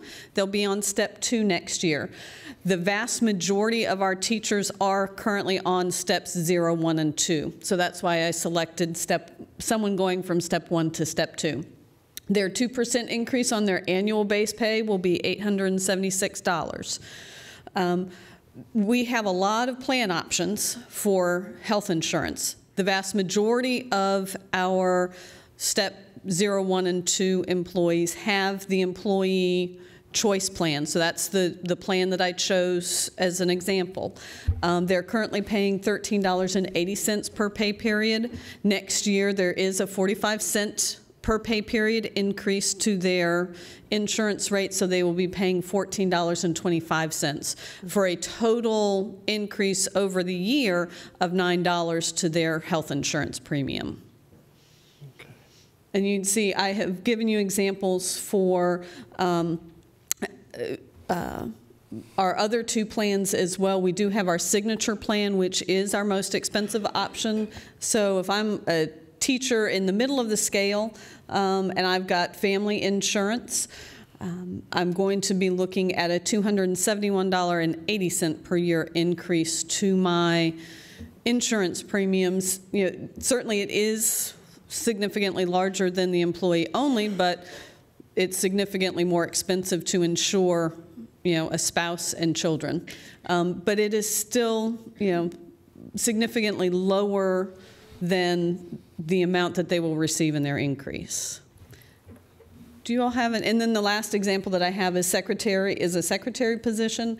And this is an example of someone on the consumer-driven health plan. And again, they will see a $12.80 per year increase to their health insurance. So while it may 3.2% may sound like a lot more than a 2% increase, it's really not when you look at the dollar value that we're starting with. Any questions? Ms. Henry. I just want to thank you and all the folks who work with the things we've done to try and keep healthcare costs down for our employees. The wellness center, the pharmacy, all those are extra benefits that aren't even reflected in this, but they are reflected in this in that they help us keep a lower rate. And we've all lived through years when the cost of insurance went up 14, 15%, and it did totally eat up a raise. So it's nice to have it explained that it sounds like it's going up 3%, but that's not 3% of my salary, that's 3% of my premium, and that's, you know, to have $9 difference is wonderful for the year. I mean, not $9 a month, $9 for the year increase in health insurance is pretty spectacular. So thank you for all the effort that has gone into helping keep that rate lower. And teachers need to take advantage of those other things that will help them out, like the wellness center and the pharmacy, that will lower their family health costs a great deal, in addition to the premiums being kept low. Yes, thank you. Are there any other questions from board members?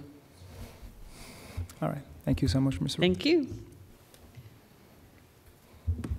The final aspect of really the presentation tonight, really just to share with the board the budget adjustment. As you recall, we had said at the time that I presented the proposed budget that we projected the salary or the local contribution at $250,000, and so Ms. Townsend will share with you the difference and our approach to addressing the difference in terms of the local contribution. So, thank you.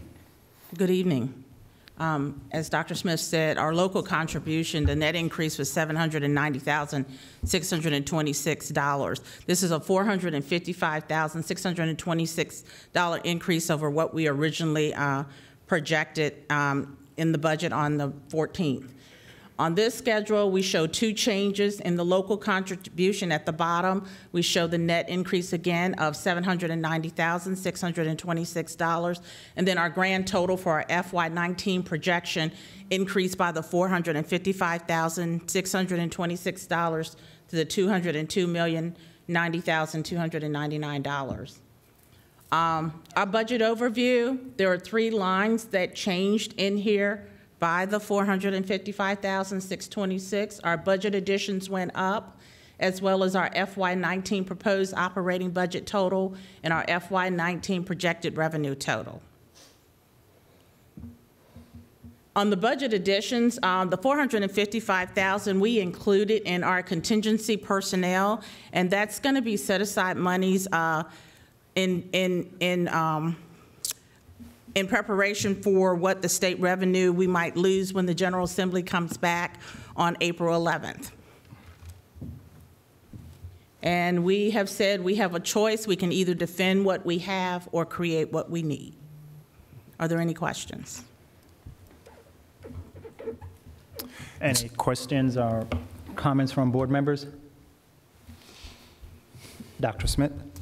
So just some context in terms of the state revenue based upon the current position of, when you look at the Senate and the House, we know that on the House side or the Senate side, we're expecting to not have in place the no-loss funding, which would have an impact of a little over $900,000. So at some point, we will get those final numbers once we get an approved or an adopted budget on the state side. But again, we need to make certain that we position ourselves to mitigate whatever the gap might be. So we're working toward that in anticipation of what we expect the state revenue will look like as we move forward. Thank you so much, Ms. Vizel.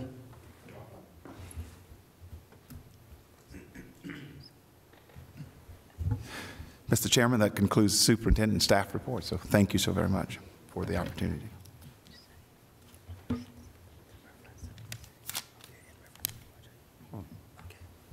All right, Ms. Cherry has some comments she would like to share. Thank you, Mr. Chairman. Dr. Smith, the comment really is to you. I just wanted to say that prior to being on the board, I was with the division leadership team for 17 years where we worked as a team with the superintendent to put budgets together. And something would always bubble to the top. And I just want to thank you personally tonight because this has been the best demonstration of clarity and transparency that I've ever experienced. To have Dr. Cooper talk about the PLC piece merging with e-learning and Dr. Woods to further explain the academies and the smaller learning communities, and Dr. Caggiano with the pieces that have bubbled up in the community about special education, you further explaining that, as well as Ms. Ruth, who drove it home that getting a 2% and having a 3.5% increase in insurance doesn't always look like it. So I really want to thank you for the clarity because, you know, there's an expression, it's not what you don't know that gets you in trouble, it's what you think you know that just ain't so. And so many times we think we know what the situation is and we don't, even as board members. And I think as long as we can be transparent, as Dr. Caggiano said, about our business, but more importantly about how we do business and why we do business the way we do, I think that's the kind of thing that builds trust in this community. I think that's the kind of thing that dispels myths and brings us all together to get behind being successful and doing what we need to do to be successful for all of our students in Hampton City Schools. So I just want to thank you for that. Welcome. Thank you for the opportunity. Okay. Thank you so much, Ms. Cherry. At this time, we will move along with the agenda. We will have item 4, hearing of any delegations or presentation of any written communications or petition. Ms. Bowers, could you please read the protocol? Citizens are invited to address the school board on matters of public concern about the school division. Speaker forms are available prior to the start of the meeting. If you wish to address the school board, please complete the form and give it to the clerk. Each individual will have 5 minutes to speak. All comments shall be directed to the school board. Speakers may not yield their time to another.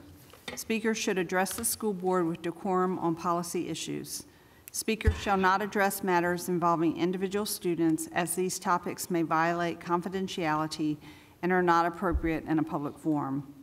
Presentation of resolutions, declarations, proclamations, manifestos, awards, or other similar documents not originated under the auspices of the school board or administration is prohibited during the public comment period. The audience is asked to be respectful of all speakers. Public comment is the school board's opportunity to listen to the speaker.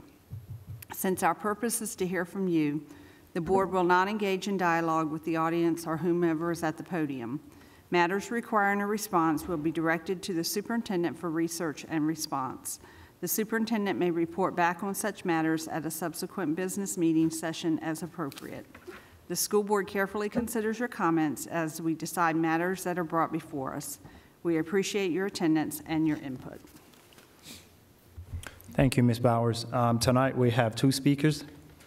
The first speaker is Ms. Bethea.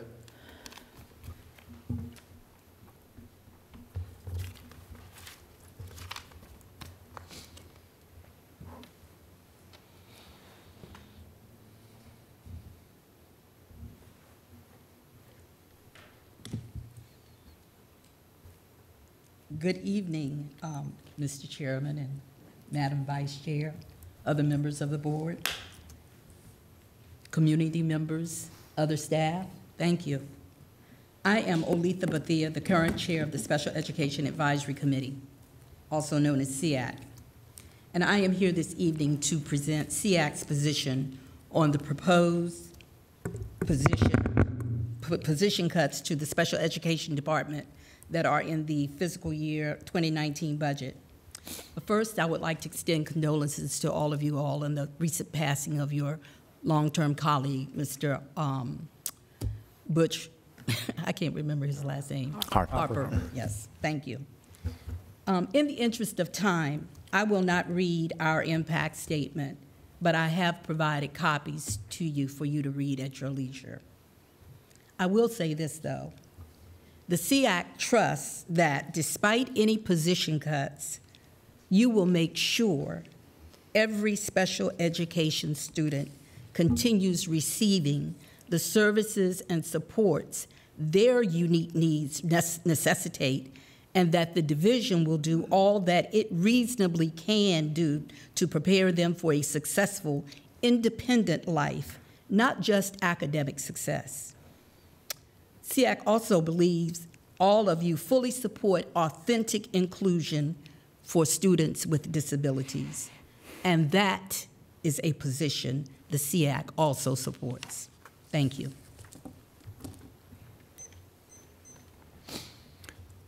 Our next speaker is Ms. Canoyton.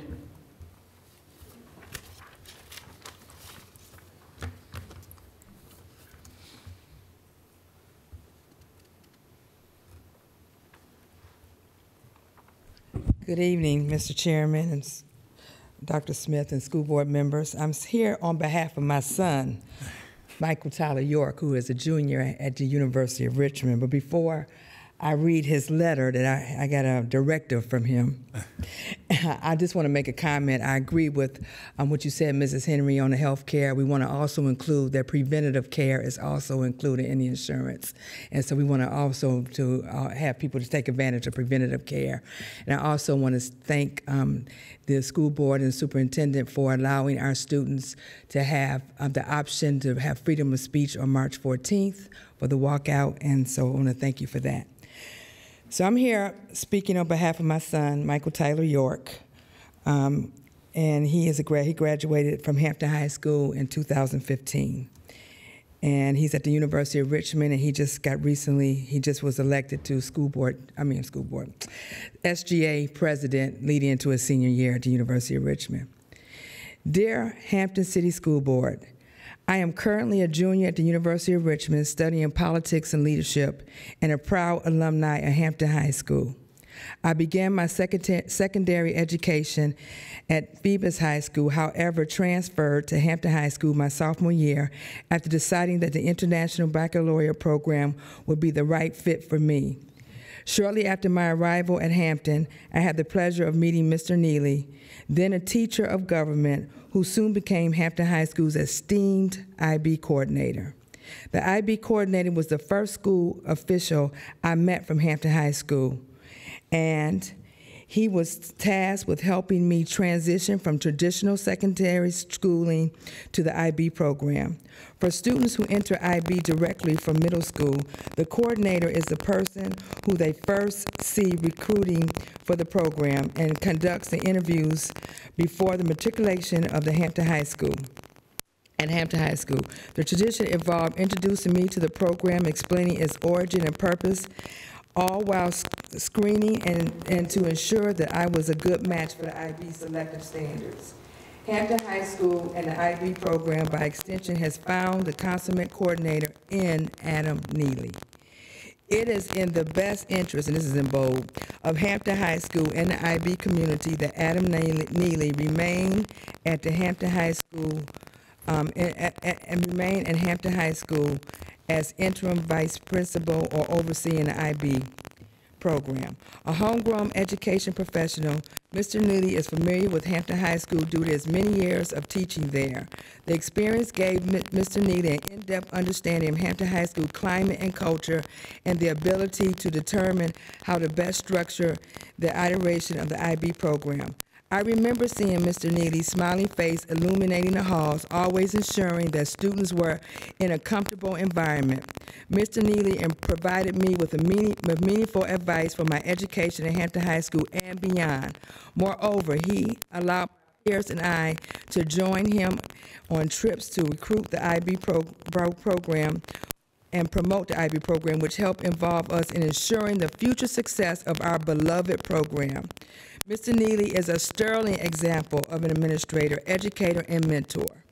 Mr. Neely has left a positive, lasting impression on me and my peers. I know myself and other alumni keep in touch with Hampton High School through him, and we look forward to returning to find him still perfecting the IB program. Mr. Neely's outstanding impact on Hampton High School cannot be quantified in a dollar value. I urge the school board to look beyond the numbers and see the value of Mr. Neely to ensure the continued success of all IB programs at my alma mater. Respectfully, Michael Tyler York, Hampton High School, 2015. Thank you.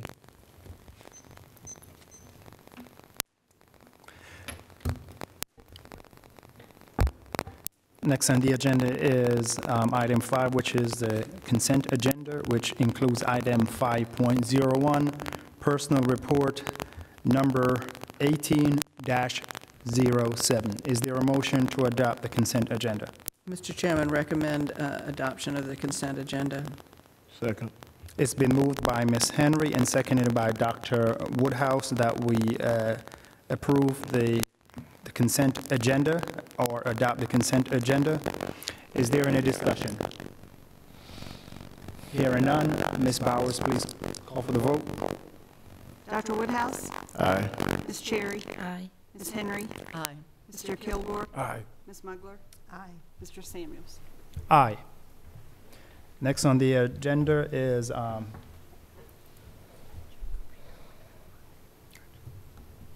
deliberation.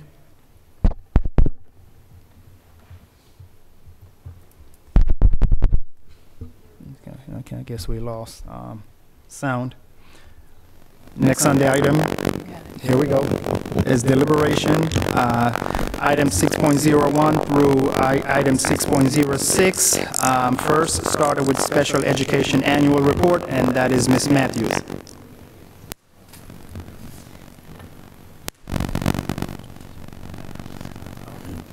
Good evening, Mr. Chairman, Madam Vice Chair, school board members, and Dr. Smith. This is that time of year where the Special Education Department presents to you our annual plan, and this is the first reading. And the annual plan really is the budget for how we want to allocate those flow-through dollars that come from the federal government through Virginia, then to individual districts.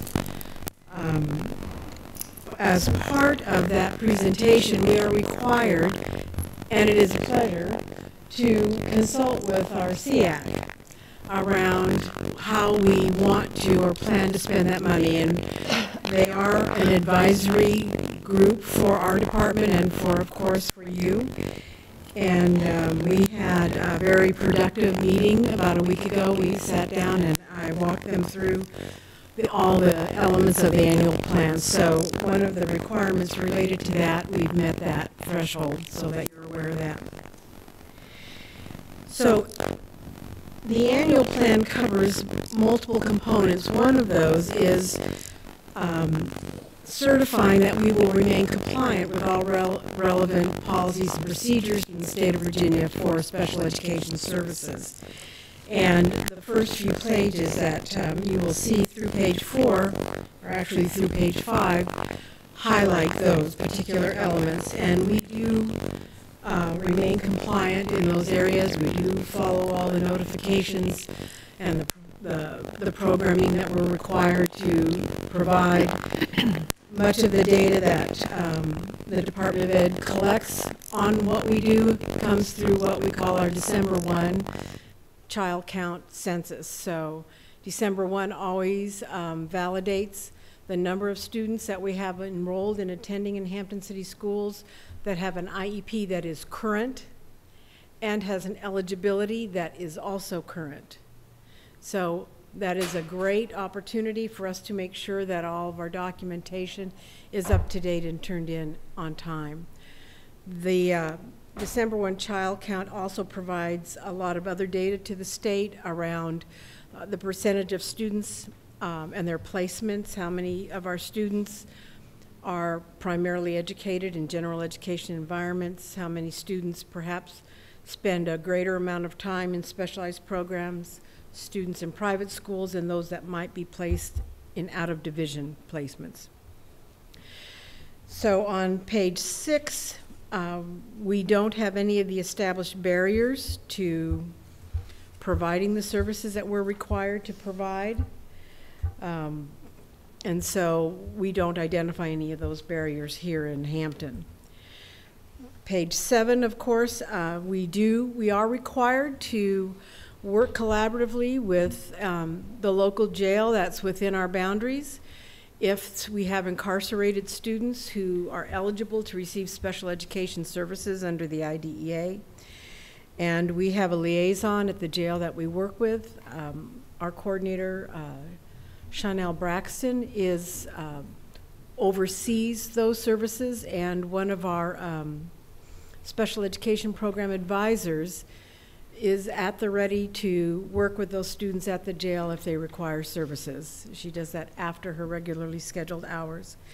There's a small grant that we receive from the state to support those activities. Perhaps the challenge in providing these services has to do with the amount of time that Hampton students actually remain in the Hampton facility. Usually their incarcerations are of an extremely short duration. They're either waiting there to go to a different facility, or they're returning back, or they're in a very, perhaps in juvenile services for a night or two. So we don't provide a lot of services there, but that is something we are required to do, and we do account for that. So you're aware of that. The next page that you see, report on the implementation of the 2016-17 annual plan. We always report back on time that's gone by, and sometimes it's a temptation to report on what we've just done because we're excited about the things we've just done, but this is a farther look back. So as you perhaps read through that, this doesn't apply to what we've done this year. So it's a little bit of a disconnect. But we did this during the 16-17 school year. We did have a change in our SEAC leadership, so I referenced that. In collaboration with Dr. Caggiano, who helped us find a space to relocate the resources that we have with the Parent Resource Center and working with our SEAC, we have reviewed the amount of resources that Hampton has had traditionally for parents, and a lot of it was obsolete and outdated. Special ed laws change frequently, techniques change, and so our SEAC did go through those and kind of weed those out, and this references that they were going to make recommendations that they have now, and we're already ordering those materials. The Parent Resource Center is located at Hampton High School in the library. And we have our very own section, and we're continually looking at ways to perhaps get that word out. And SEAC's been very, very helpful in that regard. The next page is the maintenance of effort, which is something that Ms. Townsend and I talk about a lot, because we are always required to expend as much per student with a disability this year as we did last year, et cetera, et cetera. We can always spend more, but when we spend more, that means the following year, we of course have to meet that threshold. And the state gives us 4 ways to meet that threshold. We only have to hit that mark in one of 4 categories. I want to make sure I'm stating it correctly. But what you see are the numbers that Ms. Townsend has prepared for us. And we are, right now, the budget is on track to expend more per student than we did in the previous grant cycle. We're going to be watching it very carefully, because while our numbers overall have dropped, our numbers have not dropped with the same rapidity that they have for the general population in Hampton. So we'll maintain close communication with both our HR department and our financial department, just to make sure that we're tracking those expenses carefully. So we always want to meet our maintenance of effort. The following page is the comprehensive coordinated or early intervening services. We are not required, we haven't met any threshold that would cause concern by the state that we would have to set aside a certain percentage of these dollars to provide early intervening services for students who do not have disabilities. And so that top box is left blank. And we're pleased about that. That's definitely a good sign. But we are always required to have set aside dollars to serve our students with disabilities who may be placed by their parents in private schools. Not a special ed placement from our standpoint, but their parents have made a decision that they would like their child to attend a private school. And every year, Title I hosts, they invite all of the private schools in our region, come together, and all of our title programs that have federal funds that we must also allocate to these students, do a short presentation to explain what the eligibility is. And that was 2 weeks ago, a week and a half ago, right in there. And Hampton City Schools uses their set-aside funds to, our selection has been to provide speech and language pathologist services to eligible students who will meet that category. That enables us to serve the greatest amount of possible students that are parentally placed in private schools. And so that the amount that's listed there, the $41,893, goes toward the salary of an SLP that is dedicated to serving this population of students. That amount will change year to year as we turn in our data on the child count, the annual census. It fluctuates by the number of students who are actually parentally placed. And so there's a little bit of a math formula that goes into that. And so it will go up and down as those numbers fluctuate. And there's always a time lag of about a year. The next section that you have, and if you set them side by side, maybe the next 2 pages, 12 and 13, if you can, if they're stapled. The first page, 12, is really just an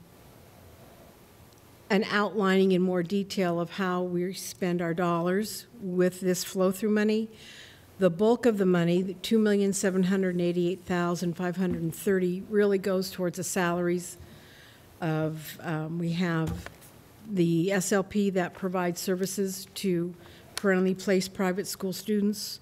We fund 42 instructional assistants, 3 secretaries, 2 behavior specialists, our transition specialist, our assistive technology specialist, an intervention support specialist, and then 3 signing interpreters, plus the benefits for a total of $4,010,203. which is really the bulk of the grant. We always build this budget on last year's grant award. And traditionally, in the last few years since I've been here, the grant award comes in at one number that we receive in July, and then maybe early October, the state gives us another more accurate representation. And I will say in the last 2 years, it's gone down from the original projection. So we may have to make some adjustments, just so you're aware of that. And then we spend the remaining $257,000 on administrative costs and tuition, professional development for staff, materials and supplies. And so that's kind of the emergency catch-all that pays for a lot of the things that we end up, especially as the year starts to go through. We have unplanned expenses for student services and things that may come up. And then page 13 shows that by object codes. And the last section really addresses, it's referred to as section 619, and it's really the preschool part. The flow-through dollars that come from the federal government are just a tiny drop in the bucket of what our preschool and early childhood special education expenses run. But we do use that to help fund a preschool teacher in our ECSE program, and a small amount remains for some other services, professional materials, training, curriculum for our preschool students with disabilities. And the last page just lays that out by object codes. Do you have any questions for me this evening on the annual plan? Are there any questions or remarks from board members?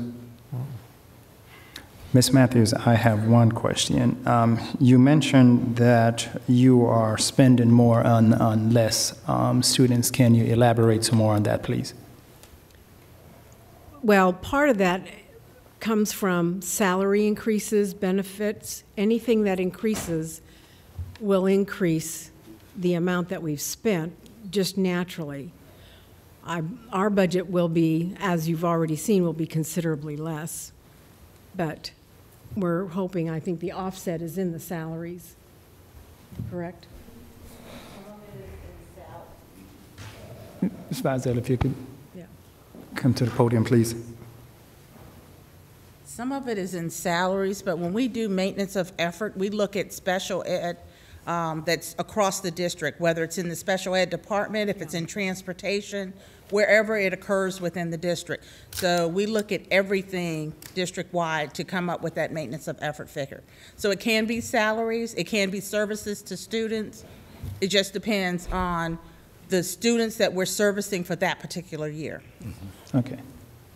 Thank you. You're welcome. Can I ask a question? Right, Dr. Woodhouse? Thank you, Mr. Chair. Could you elaborate a little bit more on the special education with the private schools that you were talking about, and the funding that goes to the private schools for students of special education? And I think, if I'm not mistaken, you said something about the teachers were paid out of the funds that come from the state also in the private schools.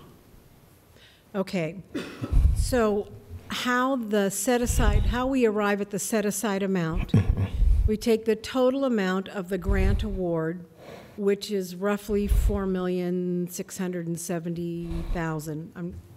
I could give you the exact number, but it's going to change. We divide that number by the total number of eligible students in the division. How many students in Hampton City Schools do we have with disabilities? The number that we get there is sort of, if we were to spend an equal amount from this grant on every student in Hampton, what would that amount be? And it's generally about $1,160-something per student. We take that amount and we multiply it by the total number of students identified through our census who are parentally placed private school students who have disabilities.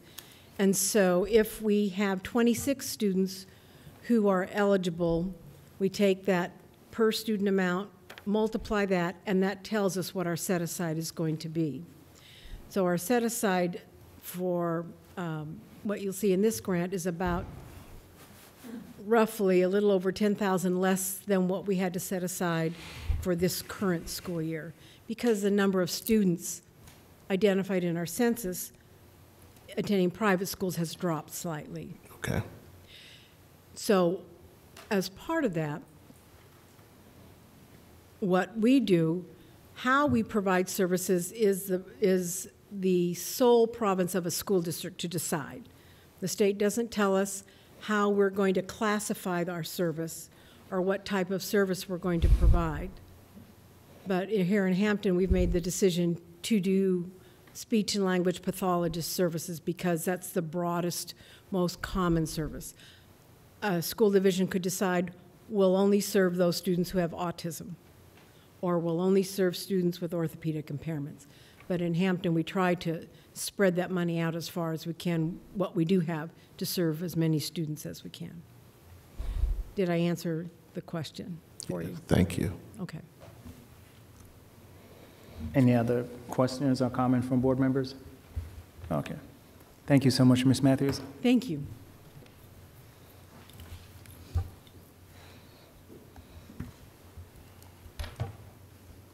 Next, we have item 6.02, proposed revision to the school board, proposed revision to the Student Rights and Responsibility Handbook. Dr. Cooper.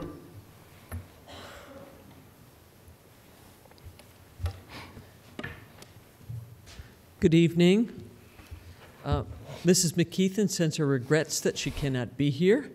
She is out of the country. She was disappointed when we did not meet last week because it meant she was unable to present these changes to you. Before you move forward, I haven't seen Ms. McKeithen in 2 years at these meetings. So let her know, give her my regards, but tell her that I need to see her at our board meeting, please. She will be here next time. Okay, thank you. So if you have any questions, she'll be here to answer. All right. Again, as we provided last year, we've given you a short version of the changes that you see in the document this year. Yeah. It's been a one-pager. It's a little longer than one page here. But in the interest of brevity, I would like to not go into anything that's just a minor linguistic change to add clarity. I would just, I will go through things that are additions to the book so that you're clearly aware of those. Are we ready? Yes, ma'am. Okay. So on page 20 is the first addition that you actually see to the book, something that's not a change in language. And this is a small section on medical masks, stating our position on the wearing of those, that we do not have folks wear them unless there is a documented medical reason, and there are a couple of reasons for that. When you see folks in medical masks, it tends to cause some alarm about whether someone's really sick and whether I could get it. And the other key piece of this is that often the masks that people wear are not effective. They have to be changed every hour. If they cough into them, they should be changed. So we would like anyone who actually needs a mask to have a conversation with our health services coordinator to make sure that they're actually getting the protection that they need rather than just buying something off a drugstore counter. Dr. Cooper, before you proceed with that, the next page, I believe page 21, in reference to the mask, the mask that students wear, the medical mask, I've noticed that students are also wearing, how should I describe it? It's those Japanese caricature masks that young ladies are wearing. Are those permissible? I've seen it in a high school. I would need to consult with our staff on that as to whether those would be violations of the dress code. I'd have to know a little bit more about it. I don't think I've seen those Yeah. It's a mask? It's a mask that covers the mouth and a portion of the nose. So I know it's not a medical mask. Sounds great. I'll make sure we have more information for you about that when we come back for deliberation. I'll make sure that Mrs. McKeithen addresses that question. Thank you.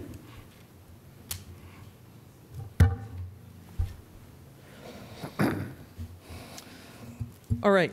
On the opposite page on 21, you do see that there is another section that has been added.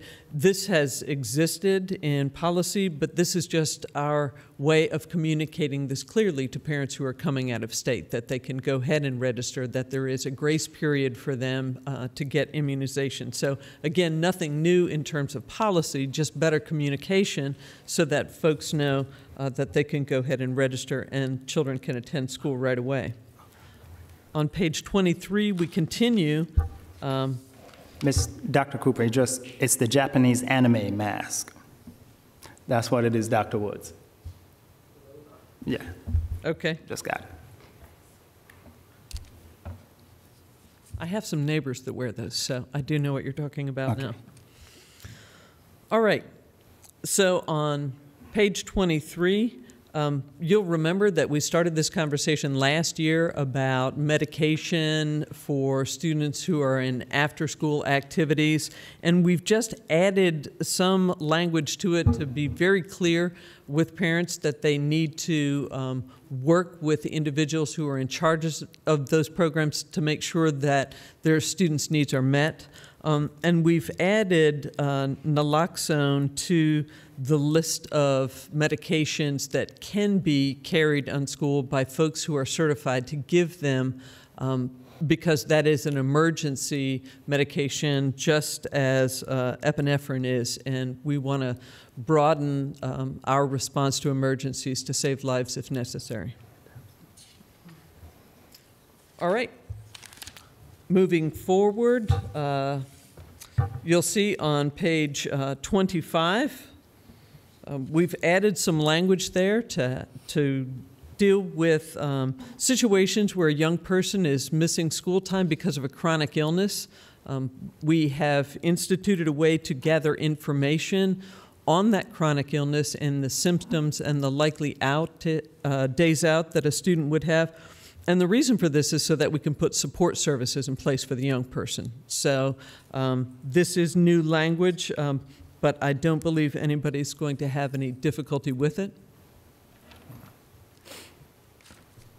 All right. Again, we've added some communication, nothing new here, but on page 27, there's a section that talks about our school messenger ability, our ability to reach out to parents via phone or cell phone or now text. I got my text via the notification system yesterday, and so this just urges parents, first it makes them aware of the fact that we have this emergency communication system. And sometimes it's not used in emergencies, it's informational, but asking them to keep their information up to date with us so that it will always be effective. All right. You'll see on page 30, there is a very brief change. This is in addition to the corrective actions that are required when students have multiple instances of being late, tardies. There is an additional actual discipline consequence to make this behavior less desirable to young people who have some control over it. So our first course of business would be a corrective action plan, and if there's an outside agency needed, continuing with that. But if this is a matter of student choice, adding a disciplinary consequence to it to discourage that behavior was the intent of this additional language. All right. We're moving right along. Really no change to the telephone icons. The board received notification of that. Excuse me, Dr. Cooper, before we get past I think it's page 35 where we're doing with promotion and all that good stuff and extracurricular participation. I think you've gotten ahead of me now, right? With the telephone icons. I didn't have us with any changes in page 35. No, you didn't, and that's why I had a question. Okay. We have made a policy change with regard to participation in extracurricular activities with regard to academy placements. And I don't know if we need to at least put a note in here that says there is a more detailed policy that deals with academy placements and eligibility, because we all know that the Virginia High School League standard rule is where you show up your freshman year is your eligibility. We had 97% of children who just made a choice to do something, and it may or may not involve staying in their original school for next year. And the first question, of course, I know they all made before they pushed that button and made that choice was, am I going to be able to do da-da-da that I want to be on the swim team at this school when I was somewhere else last year? So I don't know that we have to put in a huge detailed, this is what happens first and this is what happens next. But I think there should be some notation that one's eligibility is contingent on a number of factors with your school placement having to do with the academy policies. I think that's a very good catch, and we'll work with Mrs. Mayer and Dr. Woods to make sure that we have this addressed. As I said, I don't know that you want to list the whole thing and the whole appeals, and what you do if you change back, how many times. But I think there should be some notation in here that the academy placement is a factor in establishing eligibility, and this can be found in reg number, blah, blah, blah, blah, blah. Okay, and in the electronic version, we can certainly hyperlink it. Okay. Point well taken. Sorry, just getting down the last here. Okay. So then moving into the actual code of conduct, there's a difference this year whether offenses may be reported or must be reported. Before, a telephone icon meant that they must be reported. As you may recall, there was some misinformation that went to the federal government as a result of the Commonwealth's putting flags on certain things. Now, certainly they cleaned that up. The fact that we reported it to law enforcement doesn't mean that a child was actually arrested or ended up in court involved. But as a result of that, the state has now come back and said, you don't have to report all of these things. You may report certain offenses. You must report these. And so you'll notice throughout the book that if there's an exclamation point after it, it means that it remains on the list that we must report it, and other things we have a choice. If there are no questions on that, then let's move forward to disorderly conduct. That is on page 44.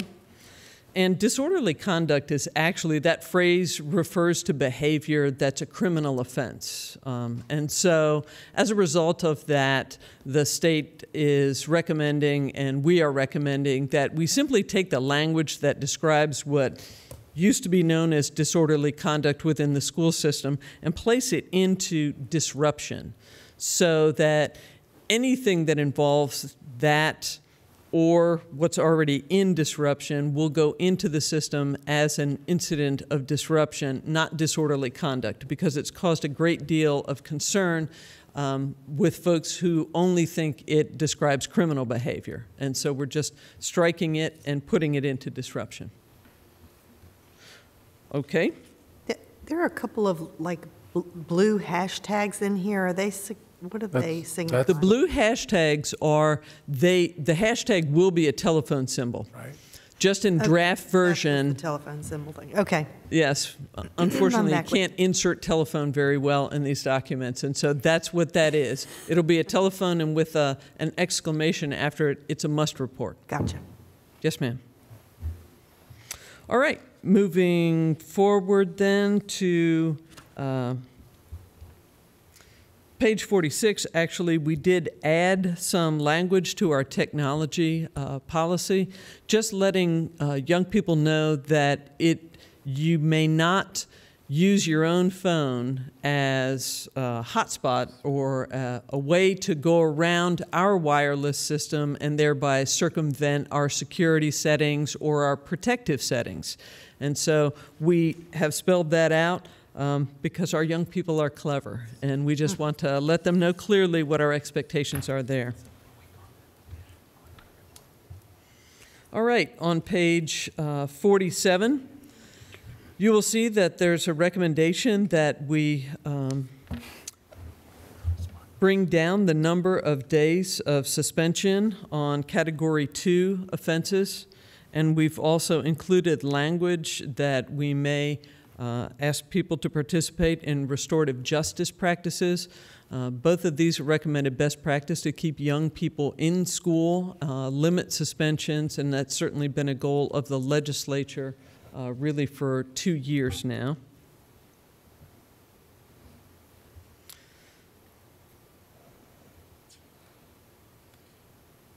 You also see at the bottom of page 47 that we've removed the long-term suspension possibilities for any Category 2 offense. That again goes a recommendation from the state, and it is a recommended best practice.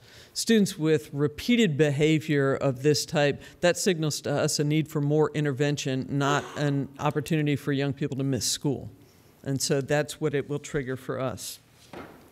You'll also see that there is a condition of reinstatement that folks who engage in certain behaviors may be required to participate in intervention activities, including counseling or restorative justice practices.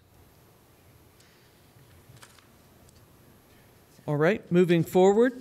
Again, you'll see very similar things in Category 3. We've changed the language a little bit there. We've recommended that a smaller, lower range of suspension days on a first offense, 5 to 7 days rather than 5 to 10 days on a first offense. The same idea, reducing time out of school for young people.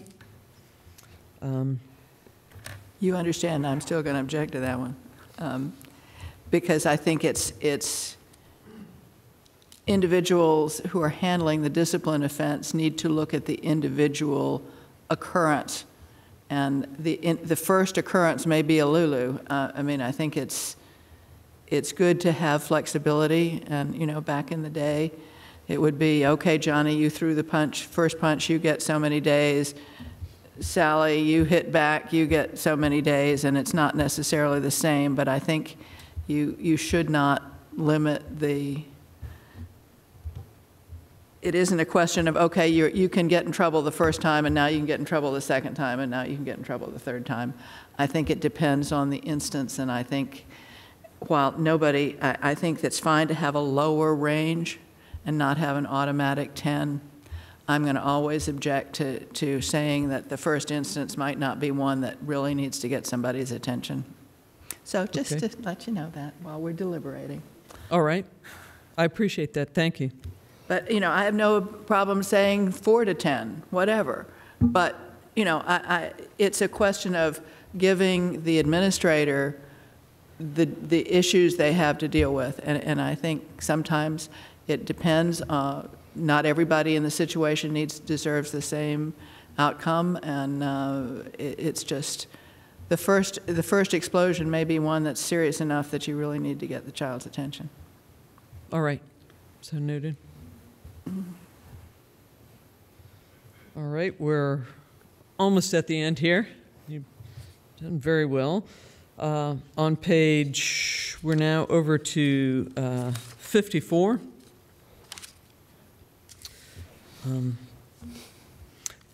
This is just minor changes to language, actually.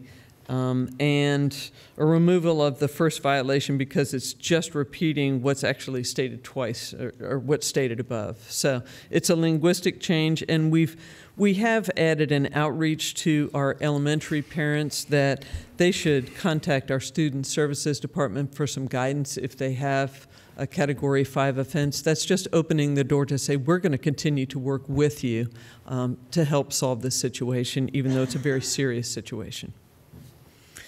And last but not least, on page 56 is a minor linguistic change.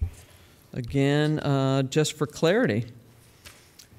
And that is all the changes that I have to discuss with you. I know that we owe you some answers on a dress code issue, that we have to have some discussion around the reduction of suspension days, and that the eligibility on page 35, we might need to include language so that folks are clear on the academies of Hampton. So I truly appreciate the feedback tonight.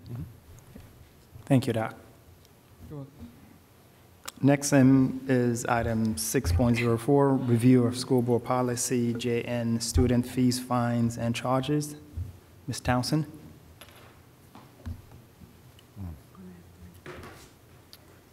I'm doing 6.03. This particular policy has no changes. It's a 5-year review. It has an additional cross-reference for the selection of instructional materials.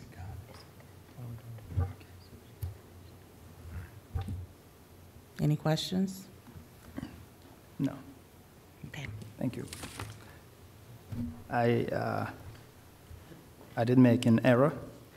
6.03, VSBA Business Honor Roll Resolution, which will be read by Ms. Cherry. I do apologize, Ms. Cherry. I just overlooked that. That's okay, Mr. Chairman. We're doing it now. 2018 Virginia School Boards Association Business Honor Roll.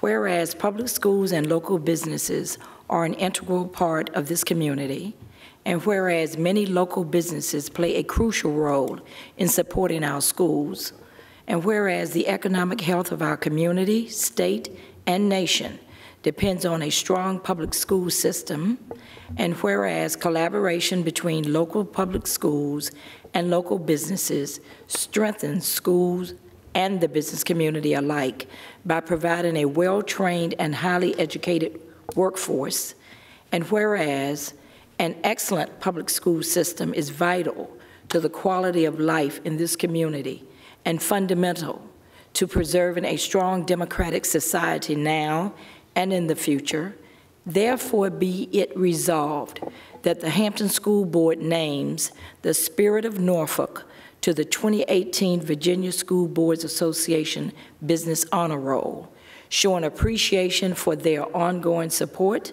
of this community's public schools. Your work has aided this community in focusing on the goal of providing the best public schools we can for every child who attends them. And it is signed by every member of the board, Superintendent Jeffrey Smith, and Clerk of the Board, Carolyn Bowers. And Ms. Vizel, this time you can approach the podium in item 6.05. Item 6.05 are the other funds for the FY19 year budgets, and actually this needs to be moved to action to be voted on with the superintendent's proposed FY19 budget. Okay, and that item will be moved to item for action, and it will be item 7.03. And so we will require a motion to do so at that particular time. And so, but we can do that motion right now. Mr. Chairman, I move that we amend, that we move item 6.05 to the action item as 7.04. And this would include the other funds we call the operating budget Fund 50.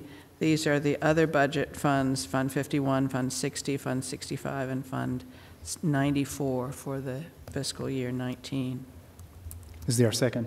Second. It's been moved by Ms. Henry and seconded by Mr. Kilgore that we we move deliberation item 6.05, funds 51, 60, 65, and 94 to action item, and that action item, new number will be item 7.03. Is there? Four. 7.03. So 4, we already We changed amended 3. the agenda. For the grievance is 3. Okay. Okay, we can do it either way, Miss Nancy. You can. I was thinking you were going to do the grievances 04 so you could keep the budgets together. Well, it's all right, but we did it the other way, so. Okay. Is there any discussion? Well, what's it going to be, 3 or 4?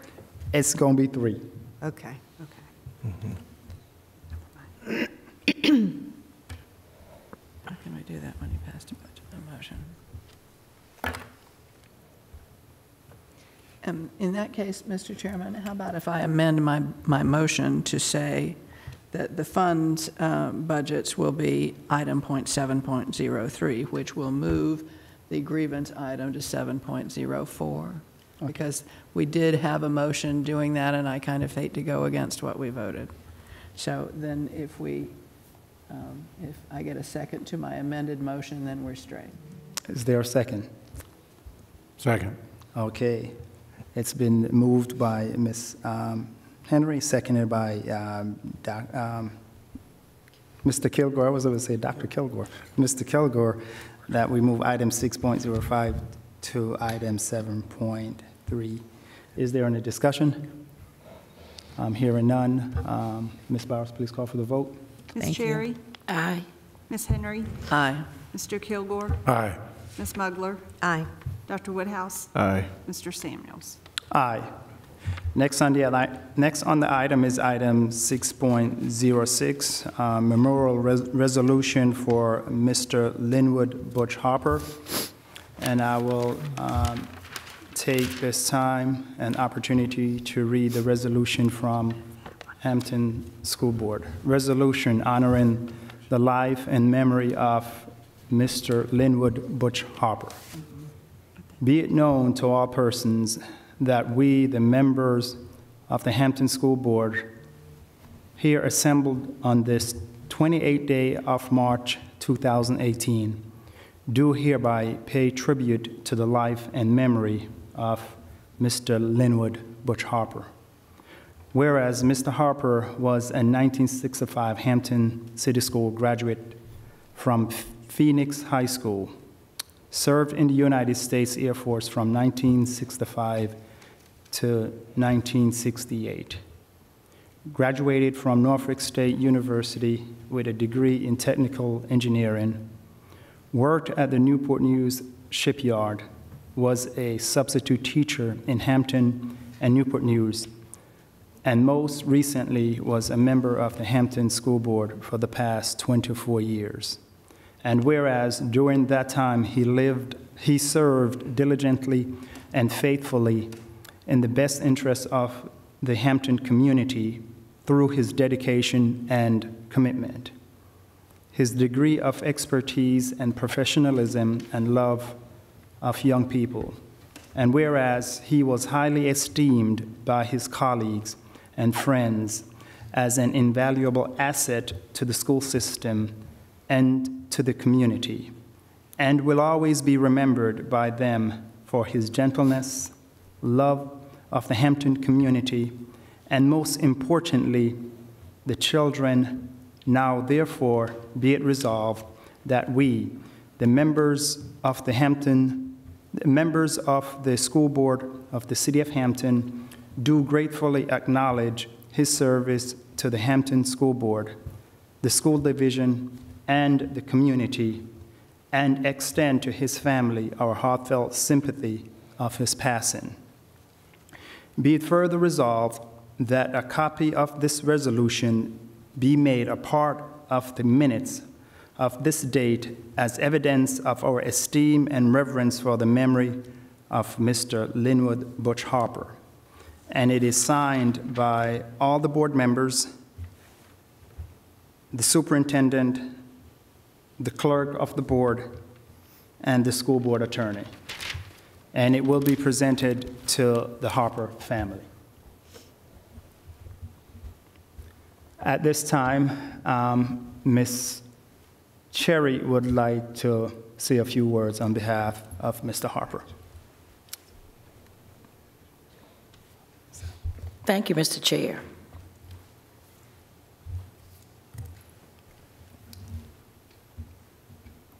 Butch and I graduated together from Phoenix High School in 1965. He was the same Butch Harper then as he was here at his last school board meeting.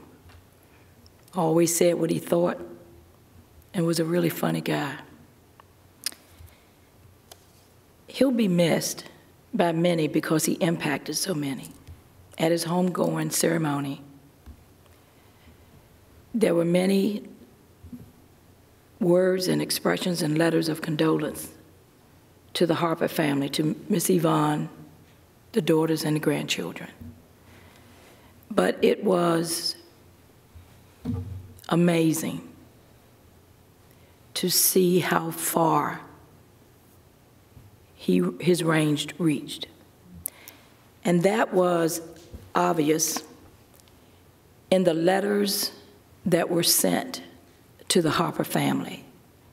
Those letters that talked about Butch's compassion, Butch's love for all children, how Boo Williams got up and told how Butch wanted him to incorporate these kids into his program, and Boo was against it, and Butch said, put them in, and the first time he did, I think one hit a referee.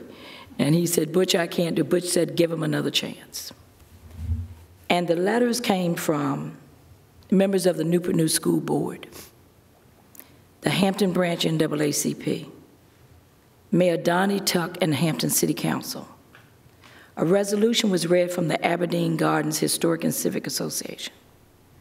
Letters came from the Virginia Attorney General Mark Herron, Senator Tim Kaine. U.S. Senator Mark Warner talked about Butch's range and how he was committed to children. U.S. Congressman Robert Bobby Scott talked about the void that he is going to leave in this community. Virginia Governor Ralph Northam spoke highly of Butch's commitment to his community, and a memorial document was presented to the family from the Virginia House of Delegates, which was offered by Delegate Juwan Ward. I can only hope that as we pass through this life, that we all can say we helped someone. Because in my opinion, and in Butch's opinion, he always said it, that's the true measure of a man and the true measure of a woman.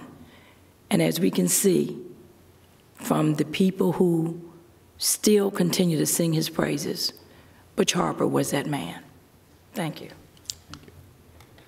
At this time, we will end Mr.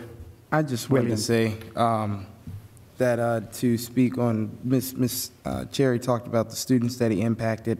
There is a great majority of the student athletes that participate in basketball in our school division at all 4 high schools that were present at the funeral, as Miss Cherry mentioned. And I just have to say that I have never seen the range of students that have gone through the school division come to support somebody that lives through our motto that we always talk about, every child, every day, whatever it takes. And to hear some of the people go up and speak about how they saw, Butch Harper saw something in them that they never really saw in themselves. I think it's important that we highlight that it took him as an individual to go out and reach to these students. That's the reason why our students are successful. That's the reason why our students are able to do the things that they do now, because of Butch Harper. And so I even had some people come up to me and say that, you know, the way that the city outpoured their love and comments to his family and everything, they wish they could have done the same during the funeral. And the saving of time and the way that the program, the service was set up, they couldn't. But there were a lot of students at Hampton High School that said they wanted to get their comments out. And so Well, we were fortunate. I met a young man when we were leaving. His name was William Borkins, and he said I could tell this story. He is a Bethel High School graduate, and he wanted to meet Butch's wife just to tell her the impact that he had made on her. So we were able to go back into the church, and we found her. And he told her, every time I got suspended from Bethel, Mr. Harper called me and talked me down off that mountain. He said, and it's because of Mr. Harper that I am where I am today. And he is in charge of all media for the Dallas Cowboys, and he flew in from Texas for that.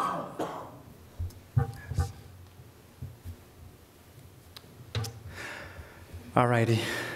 At this time, I will entertain a motion to move this resolution to action item.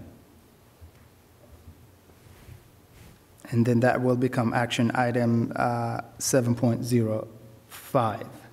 Mr. Chair, move this item from deliberation to action is 7.05. Second.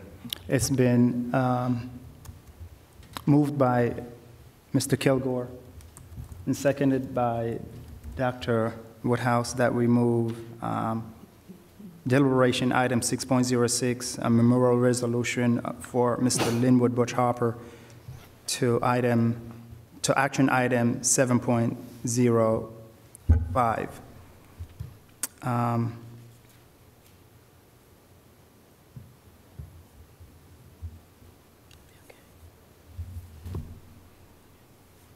Is there any discussion? Ms. Bowers, please call for the vote. Ms. Henry? Aye. Mr. Kilgore? Aye. Ms. Mugler? Aye. Dr. Woodhouse? Aye. Ms. Cherry? Aye. Mr. Samuels? Aye. Is there a motion to move item 6.03, VSBA Business Honor Roll Resolution, Spirit of Norfolk, to action item 7.06? Mr. Chair, move that we move deliberation item 6.03 to action item 7.06. Is there a second? Second. It's been moved by Mr. Kilgore and seconded by Ms. Henry that we move deliberation item 6.03, VSBA Business Honor Roll Resolution, Spirit of Norfolk, to action for item, which will become 7.06. Is there any discussion? Hearing none, Ms. Bowers, please call for the vote. Mr. Kilgore? Aye. Ms. Mugler? Aye. Dr. Woodhouse? Aye. Ms. Cherry? Aye. Ms. Henry? Aye. Mr. Samuels?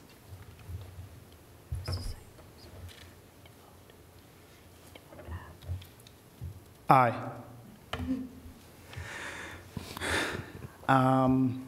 Ms. Reeves, we had a closed session to discuss a grievance matter, and at this time, we would like to move that item to... That's taken care of, Mr. That's already taken care of? Yes. Okay.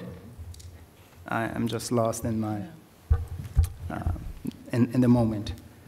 So now we move on to item 7, which is items for action. And is it recommended that we vote on these items individually? Yes. Okay. Mr. Chairman, I move that we vote on to accept the schedule for student fees for 2018-19 as presented in item 7.01. Second. It's been moved by Ms. Henry and seconded by Ms. Mugler that we approve item 7.01, student fees for 2018-2019. Is there any discussion? Hearing none, Ms. Bowers, please call for the vote. Ms. Mugler? Aye. Dr. Woodhouse? Aye. Ms. Cherry? Aye. Ms. Henry? Aye. Mr. Kilgore? Aye. Mr. Samuels? Aye. Item 7.02, Superintendent's proposed FY19 school budget, school operating budget. Is there a motion? Move approval of the superintendent's proposed FY19 school operating budget. Second. It's been moved by Ms. Mugler and seconded by Mr. Kilgore that we approve item 7.02, Superintendent's proposed FY19 school operating budget. Is there any discussion? Hearing none. Oh, Ms. Henry. Yes, Mr. Chairman, I think we've all appreciated the clarity with which certain items were explained, I guess, tonight, when issues came up and people were concerned about reorganizations and things that happen in the course of budgets. We do thank the superintendent for his clarity in explaining the rationale for those items. We still wish that we could be giving more than 2% to our staff. They work very hard. They deserve more. If you have any clout with your state legislator, remind them. They talk about giving raises to teachers, but their proposal doesn't start till a year and a half from when the budget starts. That's not a very forthright proposal for teacher incentives. They say they want to help us with the teacher shortage. It costs money to do that. So we are not alone. Every vote counts. Remind people that they still have a chance to approve a budget that helps schools throughout the state. It would be particularly helpful if they help make up for the fact that they've put a limit on the size of school districts getting relief from loss of enrollment funds.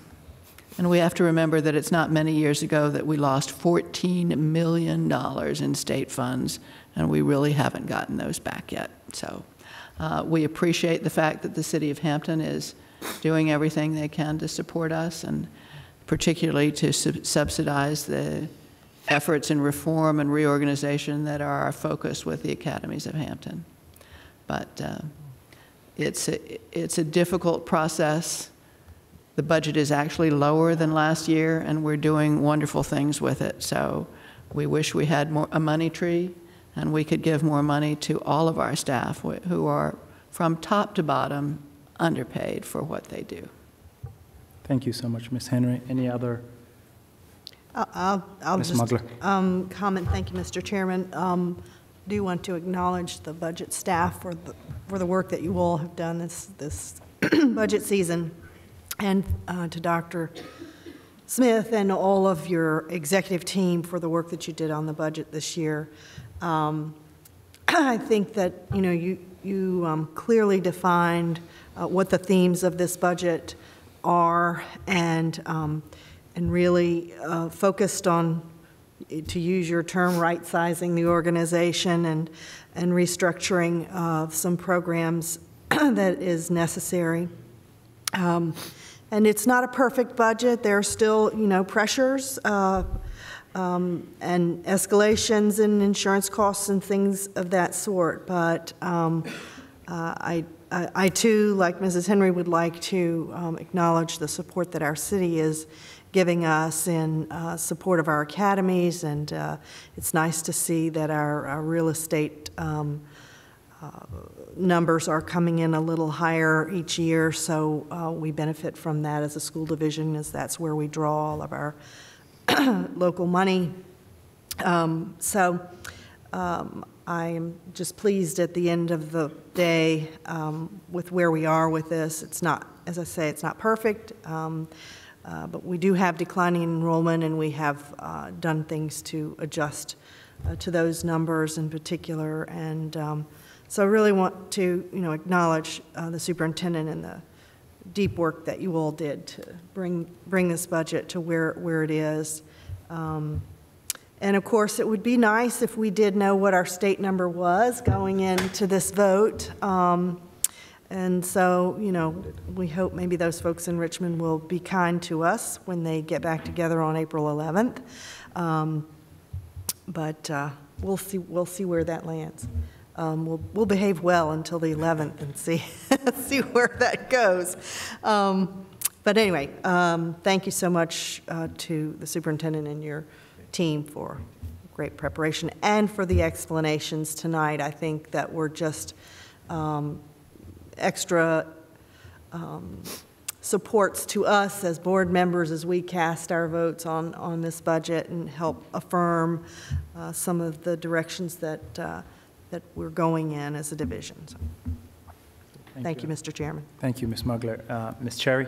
Yes, to Dr. Smith and his team, I just want to say that I'm very pleased with the piece that has always resonated with me, and that's us as a board and us as an administration just being good stewards of taxpayer money.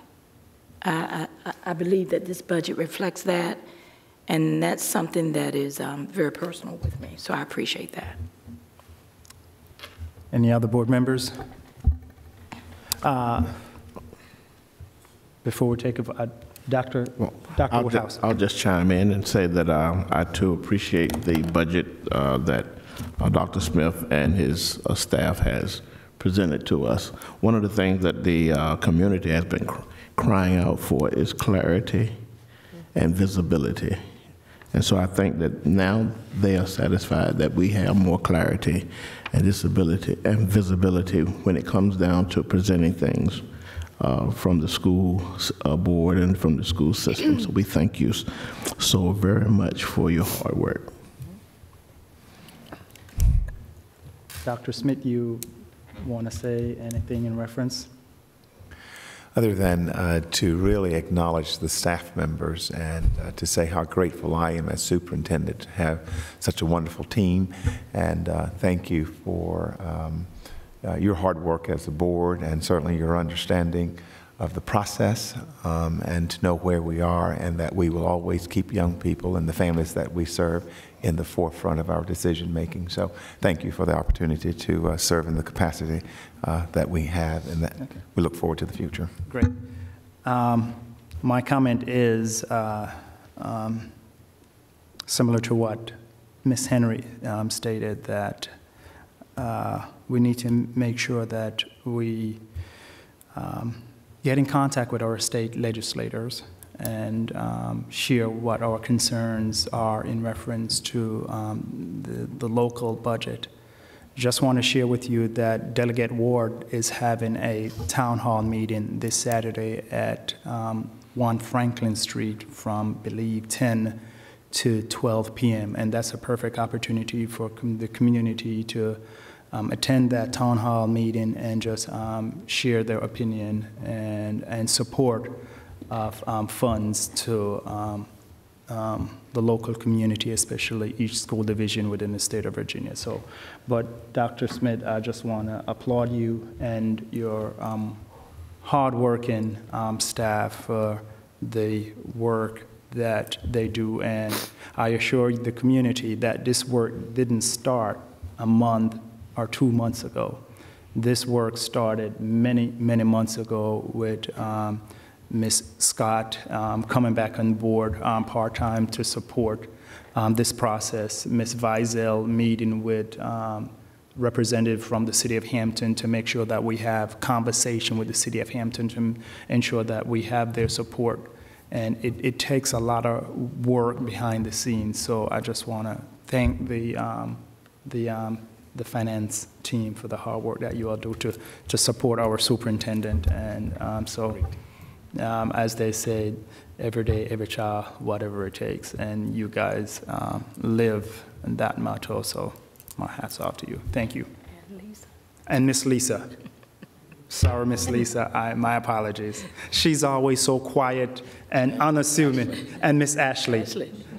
I didn't see Miss Ashley because Miss Dr. Caggiano blocked her, but Miss Lisa, Miss Ashley, they are so unassuming, and they're like the engine of this, and so my sincere appreciation to you guys. Appreciate it.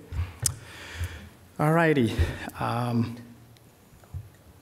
So, Miss, we call for the vote. Dr. Woodhouse? Aye. Ms. Cherry? Aye. Ms. Henry? Aye. Mr. Kilgore? I have a statement to read. As a member of the school board of the city of Hampton, Virginia, I acknowledge that I have an interest in the adoption of the 2018-2019 school board operating budget because my wife is an employee of the Hampton City Schools. However, I believe that I am able to participate in the vote on the budget fairly, objectively, and in the public interest. My vote is aye. Mr. Samuels. Aye. I didn't get a vote. I'm sorry. I drove back from Richmond to vote on this budget. Miss Mugler. Aye. How did I skip you? Awesome. I'm sorry. Thank you so much, Ms. Bowers. Motion carries. We have an approved budget for the school year 1920. Thank you so much.